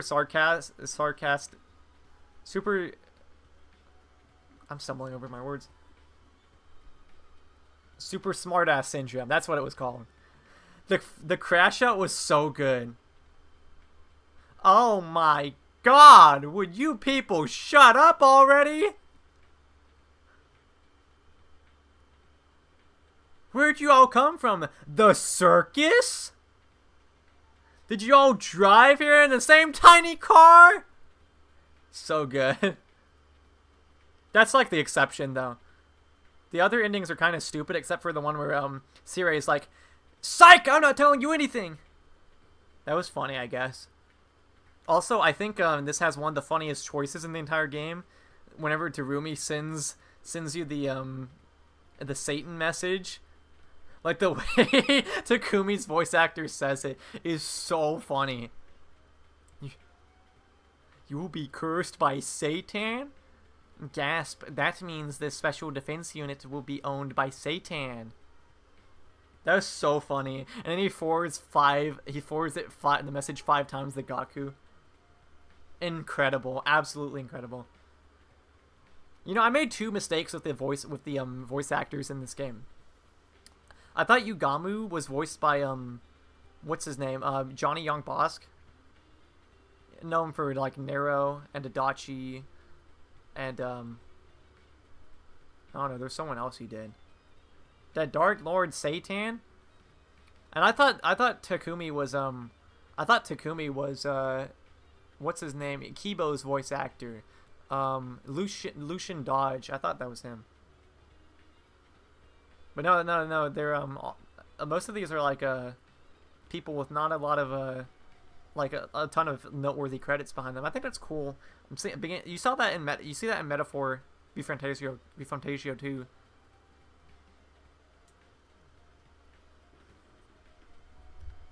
No, I think Takumi's voice actor was named Jay Rincon or something like that. He's really good.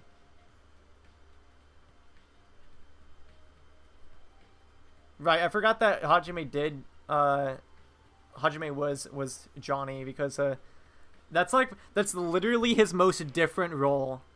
I'm not kidding. Anyway, I guess we're getting sidetracked. Cult of Takumi. I think Cult of Takumi is an A tier, and I'm going to have it requires a lot of I can explain isms. It requires so much of that, but you have to hear me out. You have to hear me out. Okay. It's super ironic that the guy who was opened up the stupid like the V3 video, but like shitting on Danganronpa because it has horny stuff and whatnot. And admittedly, I leaned way too hard into that at first. It gave people a bad first impression. No, I am not. Okay. Listen, hear me out. Cult of Takumi starts as a Gooner route. Let's not mince words. Yes, it definitely looks like a Gooner route at first. It's the most like degenerate shit that Kodaka's ever written, as far as I'm aware. I haven't played Ultra Despair Girls. I just made fun of it. Sorry, but I think in that game it had a point. There was probably a point to it. I think. I don't know. People frame Danganronpa as really trashy and stuff. But what I like about Cult of Takumi is it is kind of shorter anyway. I love how all of that begins, all of the like the way people are treating Takumi begins to like weigh on him and begin to mold his mold him as a character, because he starts like accepting it. He starts getting into it. Not as in like he's taking pleasure in it, but because he thinks this is the way he's going to save everyone. Admittedly, for the SDU specifically, it is one of the happier endings for them, I guess. Because they're all happy. Takumi keeps them safe, and he rules both the artificial satellite and the people of Futrin, if the ending 41 is anything to be believed. But no, they do begin to acknowledge the sex stuff is like it's obviously gross, and I don't find it appealing, but they do begin to frame it as like really disturbing how these people are beginning to view Takumi. But Takumi just accepts it, even though it's not really right. It makes him uncomfortable. It makes you uncomfortable. And what I really like is how both the endings serve like a really strong purpose. Where ending 42, which is probably my favorite bad ending in the whole game. It's up there. It's up there for sure. And it's not because of the CG. It's okay. It's partially because of that. I lost my shit whenever I first saw that. But that ending shows you're unlike the other endings where it's like you pick the wrong choice. Oh, you get the bad ending. But ending 42 serves a very strong purpose, and it's to show how far gone everyone is at this point, and that the only way for things to continue, for things to really continue in Takumi's interest, is to give in as their lord and savior. And ending 42 is completely fucked up. I love it for that reason. It was so unnerving. And ending 41 again, the way. Yeah, Takumi and Nozomi in ending 41 is so fucked up. Yeah, that's sort of the thing. Takumi kind of like borderline manipulates Nozomi, because she's no one's really in their right mind in this route. It's essentially like the same as like, you know, having sex with a intoxicated person.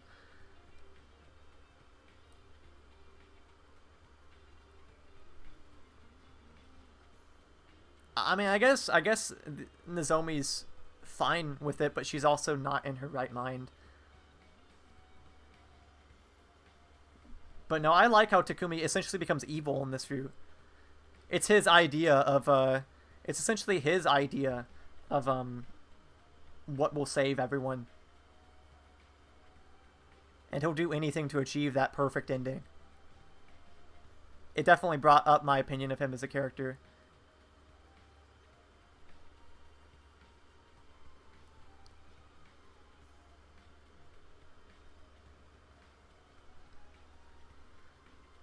Takumi's so fucked in this route, but I like that so much. I like how you do get to see a bunch of different angles of Takumi, and how he starts to justify it.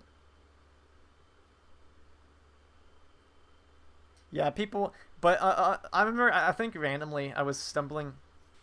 Why? We're not listening. Wait. Oh, it's. Okay. Never mind. I thought it was the cutscene version again. I didn't want to listen to that. No, the other day I stumbled across a YouTube short, and granted, YouTube shorts are like bottom of the barrel, like slop tint.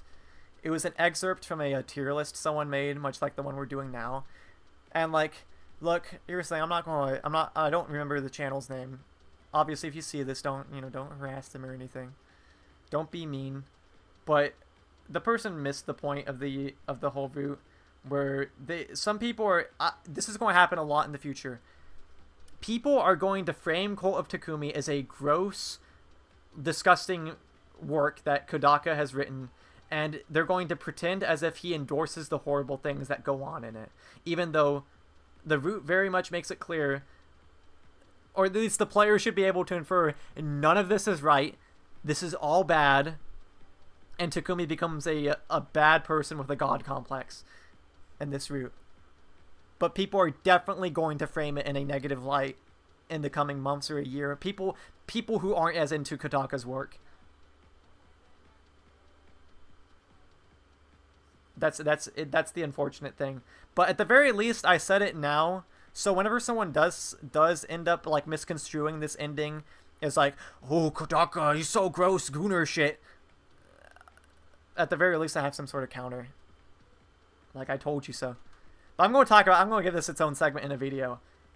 I think Cult of Takumi is very, very impactful for how short it is. Apparently, this ending was kind of rushed. That's what I keep hearing anyway.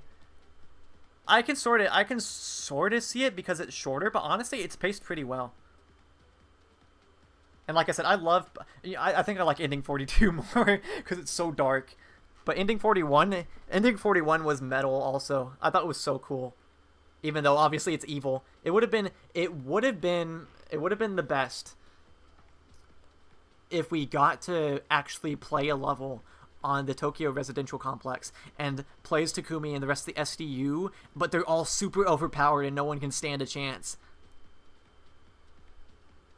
Clip farm this stream for YouTube Shorts so you can use that to your advantage. Bro, am I actually going to do YouTube? Well, okay, I don't mind taking clips from like pre-existing videos or streams or whatever, but whenever people making like a content specifically for shorts, there's never like there's barely any like actually good content from shorts, unless if it's like something informative. One of my least favorite things people do with shorts is whenever they have the ending tied back into the beginning, which looks smooth the first time you see someone do it, but everyone does it, and like who's going to rewatch a short as soon as you're done? Whatever, we're getting on a bit of a side tangent. Mystery, I really like this one. I guess it's sort of shallow, I can acknowledge that. I did like the ending to it. The main ending, anyway. I don't know if shallow's the word. It does have issues. But personally, for me, I got this is on the top part of the flowchart. And how I play these games is I just play normally, and whenever I reach the end of the like an ending, I work backwards up until I'm back until the very first choice in the game.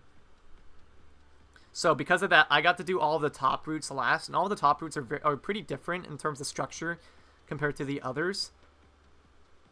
Strewn about the flowchart.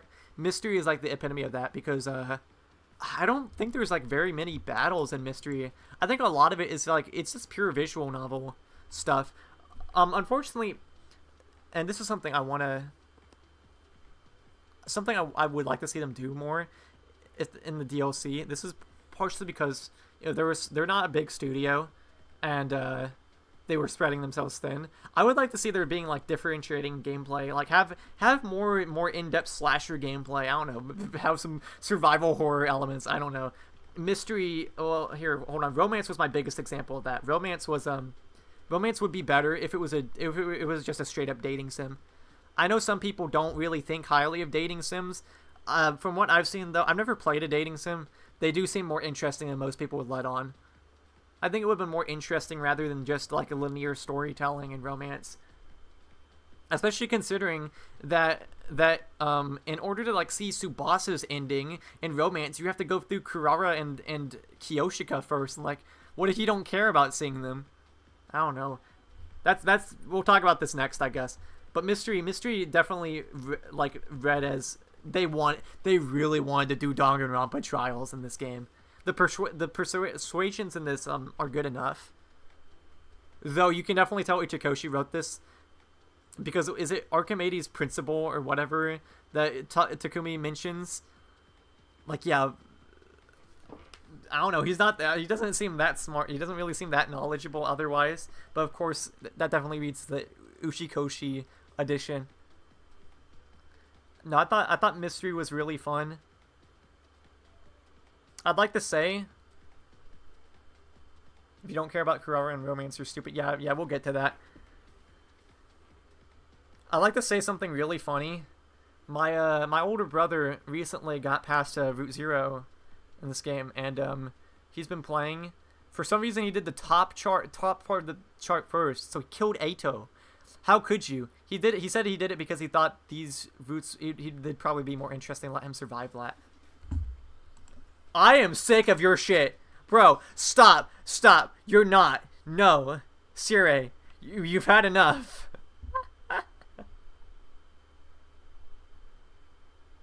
What's a madly extreme? I don't care about this song. What's precious to me? Yeah, we gotta listen to this one.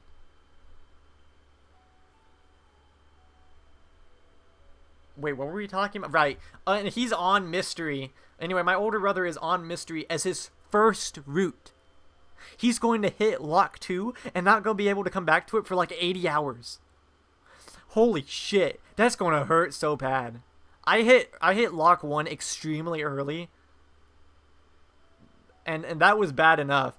But dude, hitting lock 2, wait, was it lock 2? I think it's lock 3 actually. I get them mixed up. Whatever it is, the lock in mystery, hitting that would suck at the very start, dude. That is so sad.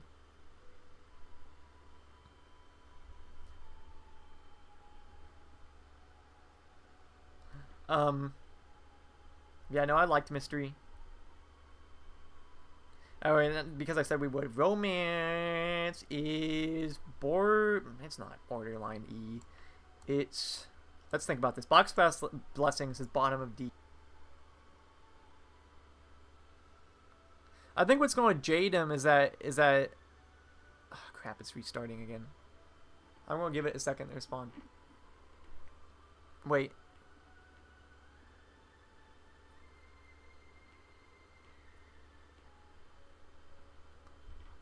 Is it normal? It said it was going to disconnect for a second. Anyway, hitting the lock on mystery first is a really interesting experience. It probably would be, but the thing is that the this isn't really much. It should be able to be inferred. The SF adjacent routes follow a different story. So I think he's going to be kind of disappointed if he does get to ending 1 and he doesn't see that thing, that story, that plot line wrapped up until later. Though I do like that. I do like that the plotline is completely and totally unrelated. That's what's fun about this game. Anyway, back to Romance. Romance only had one thing going for it, the Kurara route. Or I say Kurara route as if you have an option to take it. It's more like the Kurara segment, which thankfully it's first.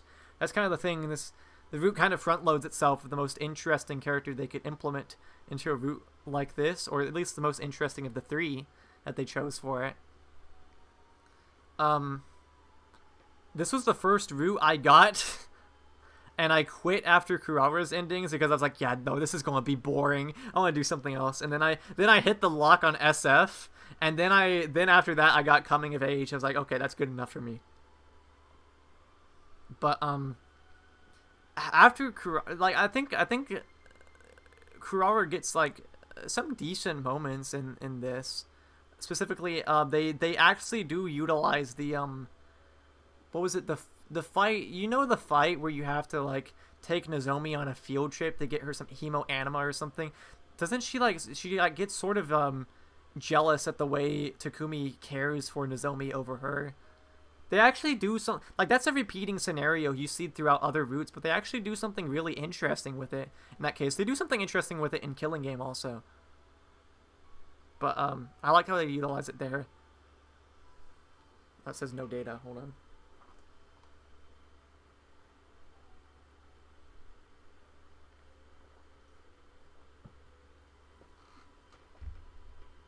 Is the stream okay?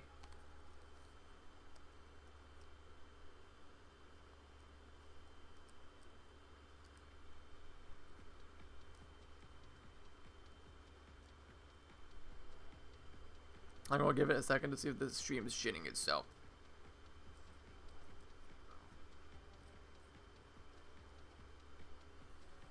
Somebody let me know if the stream's okay.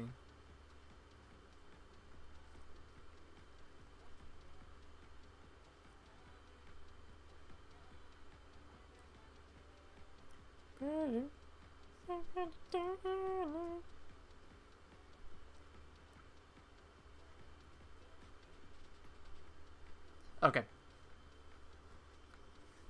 What were we talking about? Right, everything past Kurara's endings in Romance is like totally uninteresting. Kyoshika would be, well, aside from Kako for obvious reasons, would probably be my last choice for a romance route. Obviously, I think it's okay that they left out Darumi and Nozomi also. Wait, I forgot, was Darumi dead in Romance? I forgot if she died at that point or not. I forgot. I just realized Siray's supervision is playing again. Bro, he wants attention so bad. He wants attention so bad. Gosh, Siray. I already yanked your hose earlier, bro. Now he wants his song to be playing 24/7. Yeah, Darumi is dead. Okay, so you couldn't even include Darumi in Romance anyway. Darumi's alive? Okay, well, I'm getting mixed messages. Anyway, regardless, Darumi does not need Romance. Nozomi doesn't really need it. Hiriko doesn't really need it. I'm trying to think of who they would have subbed for Kyoshika and Tsubasa, because I don't feel like either of them really needed it.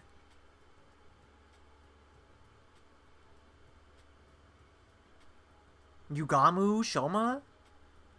But that's for the future guys version.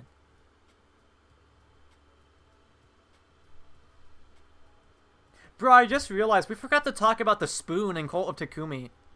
I have forgotten the spoon. Bro, the Ava cake scene is so fucked. But man, the second time around, Takumi's voice actor, like, he goes so ham.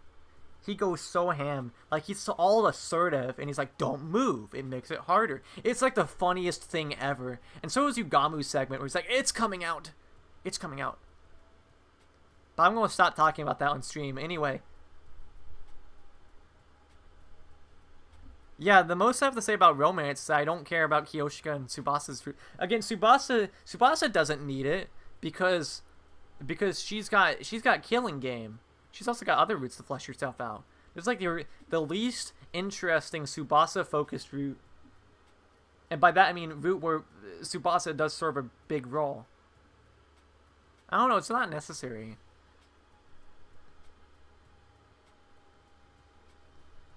Probably would have been better if they gave Moko a route in this. But instead they have her moderate the game.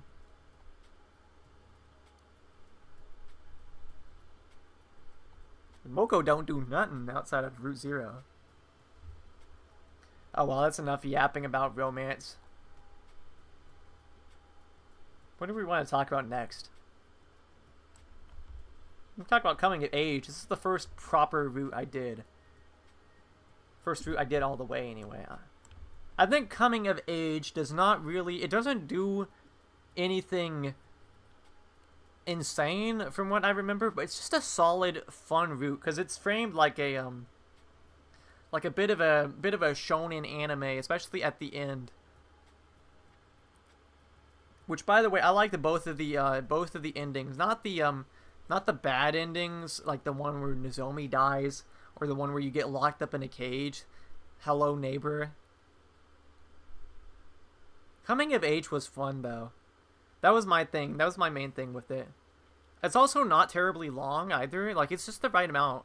I think some different things do occur throughout it to differentiate it from the other routes. I wonder why Takumi didn't think to do that in the three-way split to set off the Undying Bomb. That, you know, the one that leads to Veshness and Cult of Takumi and stuff. Yeah, bro, the TRC, just a mere few weeks after Takumaru sacrifices himself to blow up the Undying Bomb, like, oh god! They have no idea. Do not let Takumaru blow up the bomb.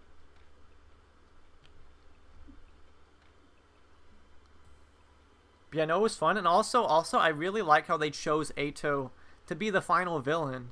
It was fun. It was cool. I liked a lot of the character scenes in that one, actually. But, especially with how they have, even though the fight's really, really easy, having Eito be the final boss, and that one, it's something different. They don't do that very often throughout this game. It's mostly you just fight Veshness or the game ends prematurely. That was different. And even though it doesn't really glean that many, new story details or anything, it doesn't really do that at all. I thought it was a simple, solid, fun route. Not terribly long. Really pretty solid pacing. I liked Eito in it a lot.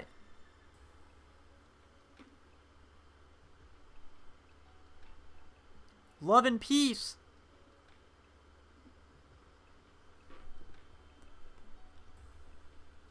I wonder how much of what he said was true during the ending.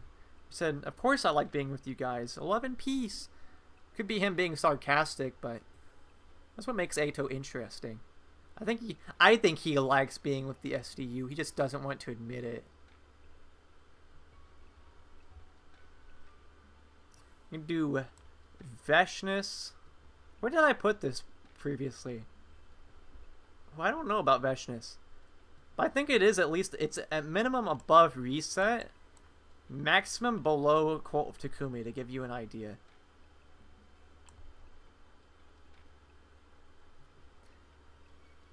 Yeah, coming of age not going to route like day 100 does so many favors for it. There are so many routes that don't need to go to day 100. That was one of the biggest issues of comedy, is that it splits off so much.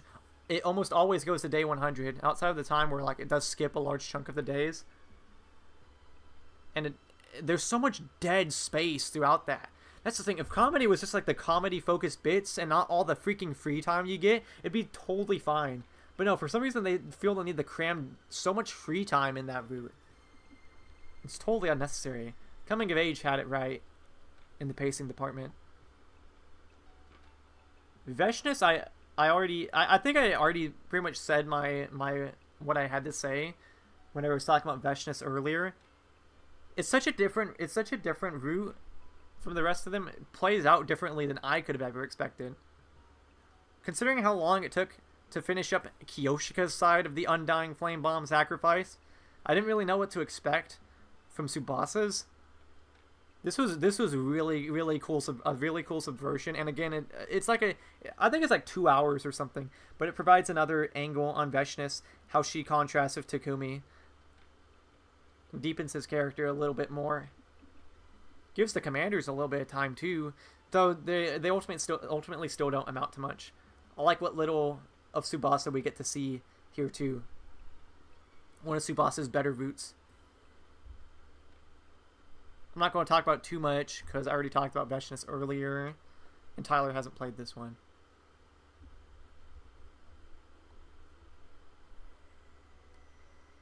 So let's see. Retsnom. I think the biggest issue with Retsnom is probably, by the way, I'm going to move this down here. Probably. I think it goes like this. I think it might go like this. I don't know. S tier is kind of unorganized. I think Slasher is a little bit better than Retsnom. I don't know. S is like totally rearrangeable. Minus Mystery at the bottom. I think Mystery stays at the bottom. Retsnom, again, still, it has a little bit too much dead space in there. I think there were more free times than there were in other routes, but I like this one. It's the tragedy of Darumi. No, I don't really mind. I don't really know how to say anything more about Veshness than I already did. I forgot if you were there whenever I was placing Veshness on the tier list. I don't know. At least you know how to get there. And I really didn't want to talk about multiple Eitos for your sake. But anyway, Retsnom,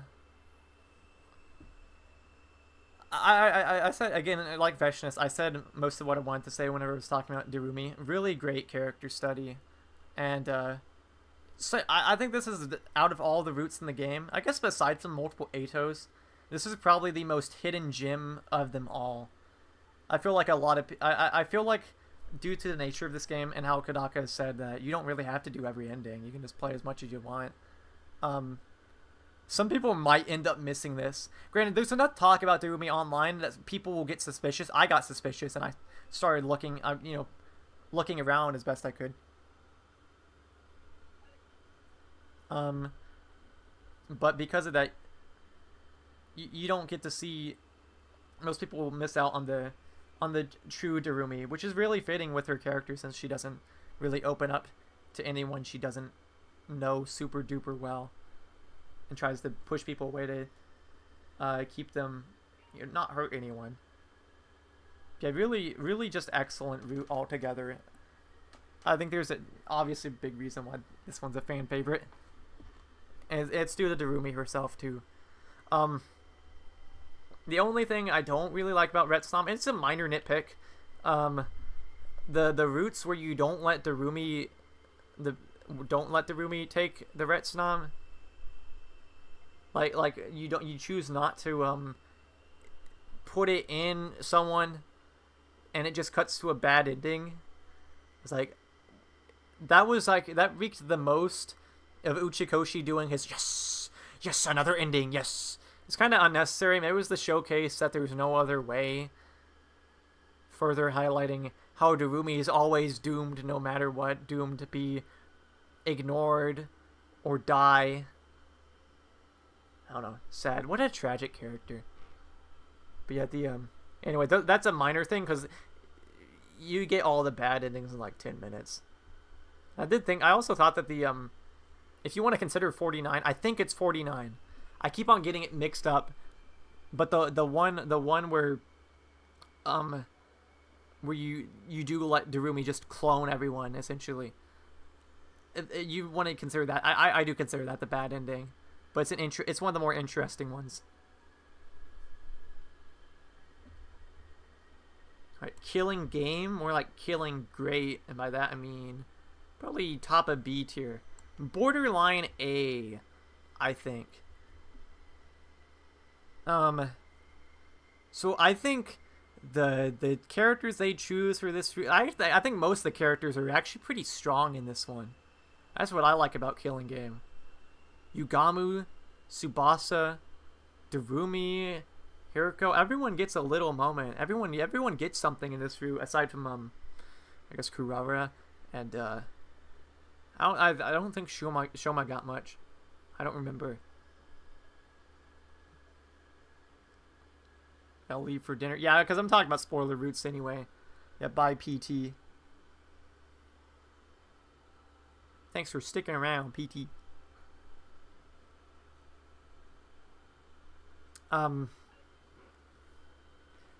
The main thing I think I did get spoiled on Killing Game existing before I stumbled across it. It's not really a killing game in the way you'd think if you've played any of Kodaka's other or any visual novel killing games. I do think that the structure is interesting, like the idea about getting points and whatnot by killing invaders. That's interesting.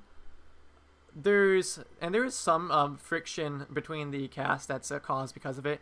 I like how Takamaru and Ima and Kako are like villains pretty much. Or not really villains so much as they are opposition. Not really the same thing.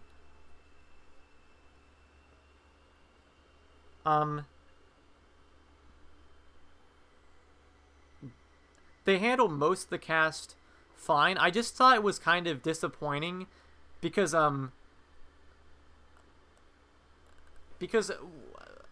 trying to think of how to word this.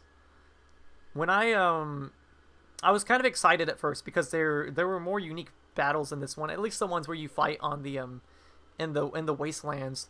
That's kind of cool. But I'm thinking back to whenever they have you fight Adameku and then they cut off the fight early. It's kind of disappointing. I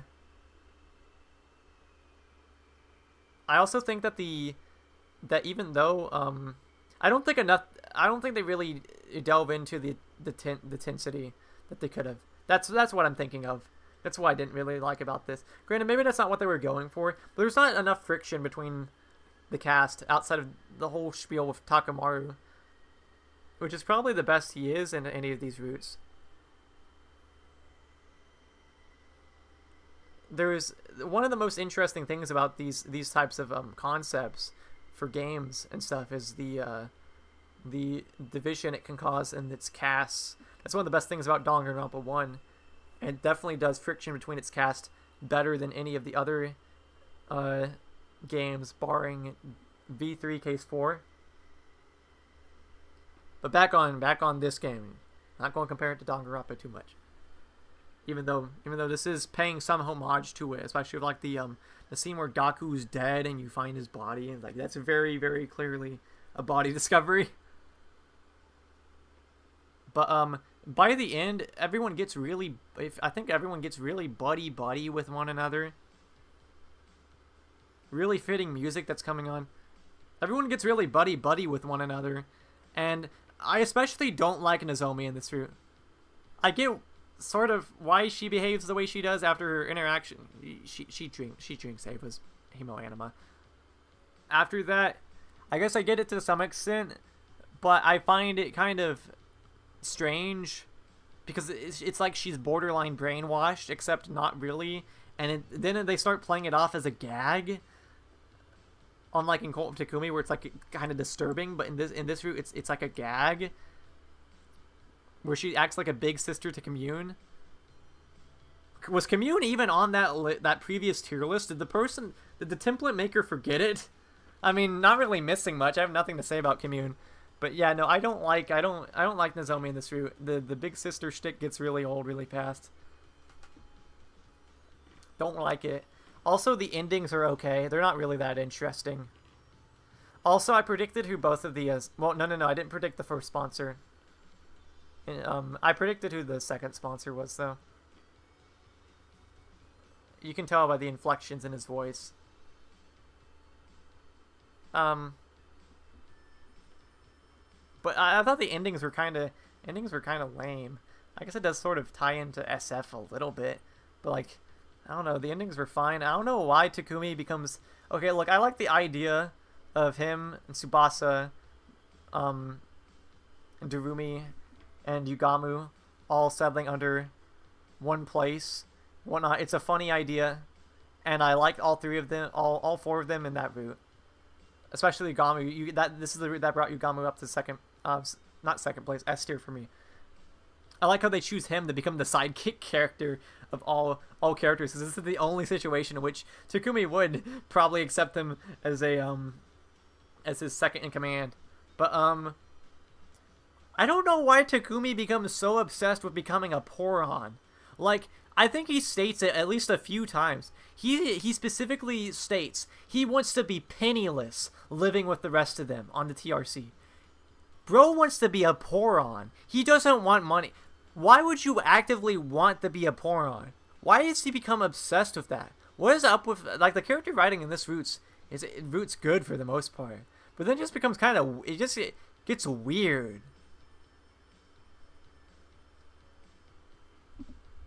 SF, my opinion could change on SF, but I think I talked about it earlier.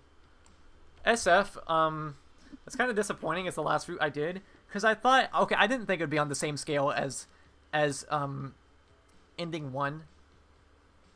But from the impression I got, this was Uchikoshi's big moment. This was his big route, because this game's a big collaborative effort and all. Ending 1 is Kodaka's, SF is Uchikoshi's, and you can definitely tell SF is Uchikoshi's, for better and for worse. We're not listening to this song, even though it's the last one.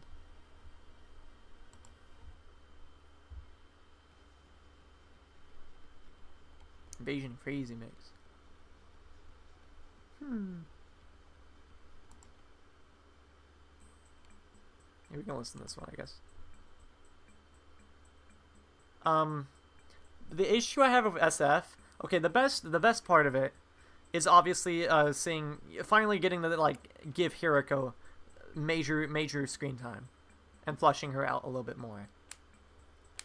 But the issue with SF is it feels like outside of that, it mainly exists to fill in holes that wouldn't really exist otherwise. Because the second... Okay, I ended up on SF first until I hit the lock. Or second. My bad.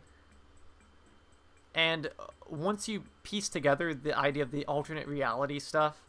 Not alternate reality, parallel leaping and stuff, you can sort of infer anytime you see people in black suits in the other routes, it's probably, especially since there are two of them, you can just infer that it's Hiriko and Takumi. So like most of the mystery is kind of gone. The second you actually play through SF and you get to the slasher segment, but in the black suit perspective, from the black suit's perspective, where you're chasing down the alternate Takumi, you sort of know how the rest of the route's going to play out from then on. You're going to see something from a different... You're going to see a perspective... You're going to see something from the perspective that you didn't get to see in a different route earlier on in the game. It's not necessarily a terrible idea, but it's sort of just like... I don't know, it becomes really predictable after a while. I do think that there are interesting things about it. Like, there is a part where Takumi and Hiriko run into alternate versions of themselves in one of the timelines, and but you never get to see you never actually get to play from the opposite pairings perspective, if you get what I'm talking about. But that just kind of begs the question why they needed to make endings for, like, you seeing the perspective of every single other time a black-suited person showed up. I don't know. SF's really hard to talk about. I don't feel that strongly about it. I'm kind of disappointed in it, even though I much preferred the SF adjacent routes over the over SF itself. It's just kind of there to fill holes. And also another thing is that the idea of the loop occurring infinitely after day 100 doesn't... I've heard that they do explain this, I think. But one of the endings for Rebellion takes place well past day 100. Like I think they specify years. But how did that happen? If Takumi's consciousness gets sent back, I do think that they write those off as anomalies. I was reading about this somewhere. I think they do try to write those off as anomalies, but that's the thing. There are other instances like that in this route, like the part where you find out that the it's really late. It's really late in one. They go to one of the timelines. I forgot which one. One where Shion's dead, and you go there and you figure out that the people on the artificial satellite sent in another baby to fulfill his task, which not only begs the question of why don't they just do that any other time Shion dies, but also it just comes off as super contrived for the sake of having an intense plot. I don't know if I'm rambling or anything. SF's so hard to talk about, but I don't know. I always respect Uchikoshi's work because he's able to keep track of so many different timelines and stuff, and that's impressive. But I feel like after 999, he began to lean way too hard into that sci-fi parallel leaping stuff, and it made the stories less interesting. Ironically, made the stories less interesting because of that.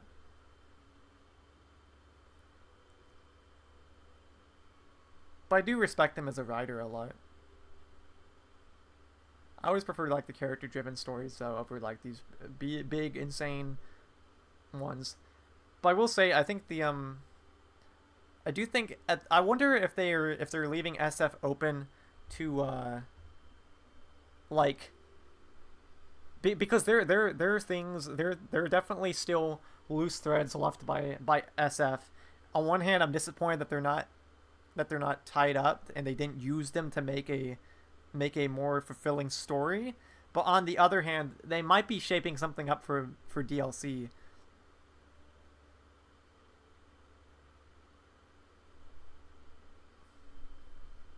I don't know. That's pretty much all I really have to say. I've been going for a while now, and I'm really hungry because I haven't had dinner.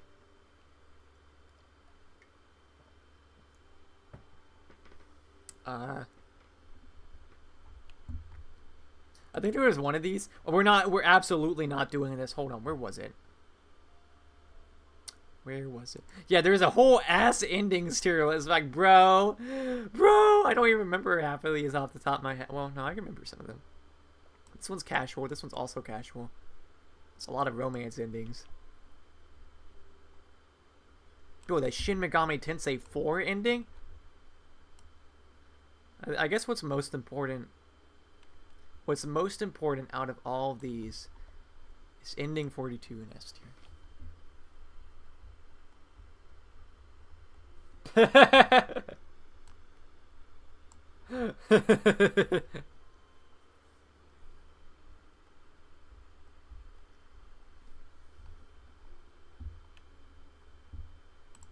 That's enough. Oh crap, I haven't found the one that we were using. There it is. That's pretty much all I have to say. That was interesting. But I don't know. I feel like I got across a lot of my thoughts and really messily. I do that a lot whenever I do this unscripted stuff. But I think I'm looking forward to making that video at some point. I don't know when it would be. But I want to make a video about this game, hopefully before any DLC comes out. And I'm definitely going to explain things a little bit better there. Hopefully.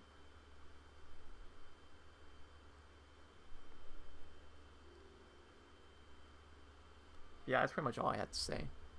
But anyway, thank you for anyone who tuned in. I know it wasn't a whole lot, but I want to,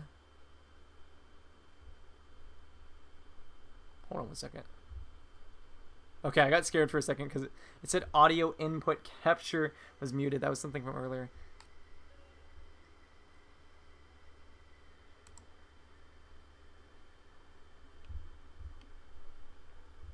What am I doing? Let's end this on a positive note. Sure, Siri, we can listen to your song again.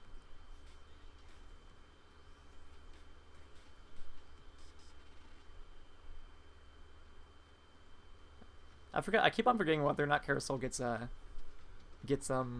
copyright claimed.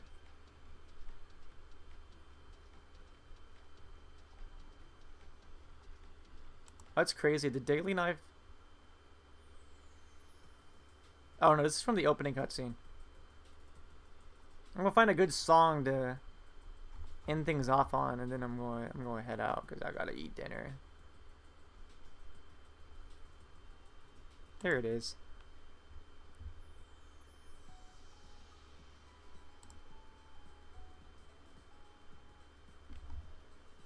Anyway, thank you for anyone who watched. This was 3 hours long, so I can't blame. And also, I feel like most people wouldn't have finished all of these routes by now. But anyway, thanks for everyone for watching and expressing some of your thoughts. I just wanted to talk about this game more. I'm considering, I don't know, I'd like to replay Route Zero at some point. This probably wouldn't happen anytime soon, but I'd like to do a hard mode playthrough of that. But at this point, I'm just kind of rambling. But anyway, thank you everyone for tuning in. I don't do these too often, so I'm really unprofessional with this stuff. But thanks for watching, and y'all have a good night. Bye.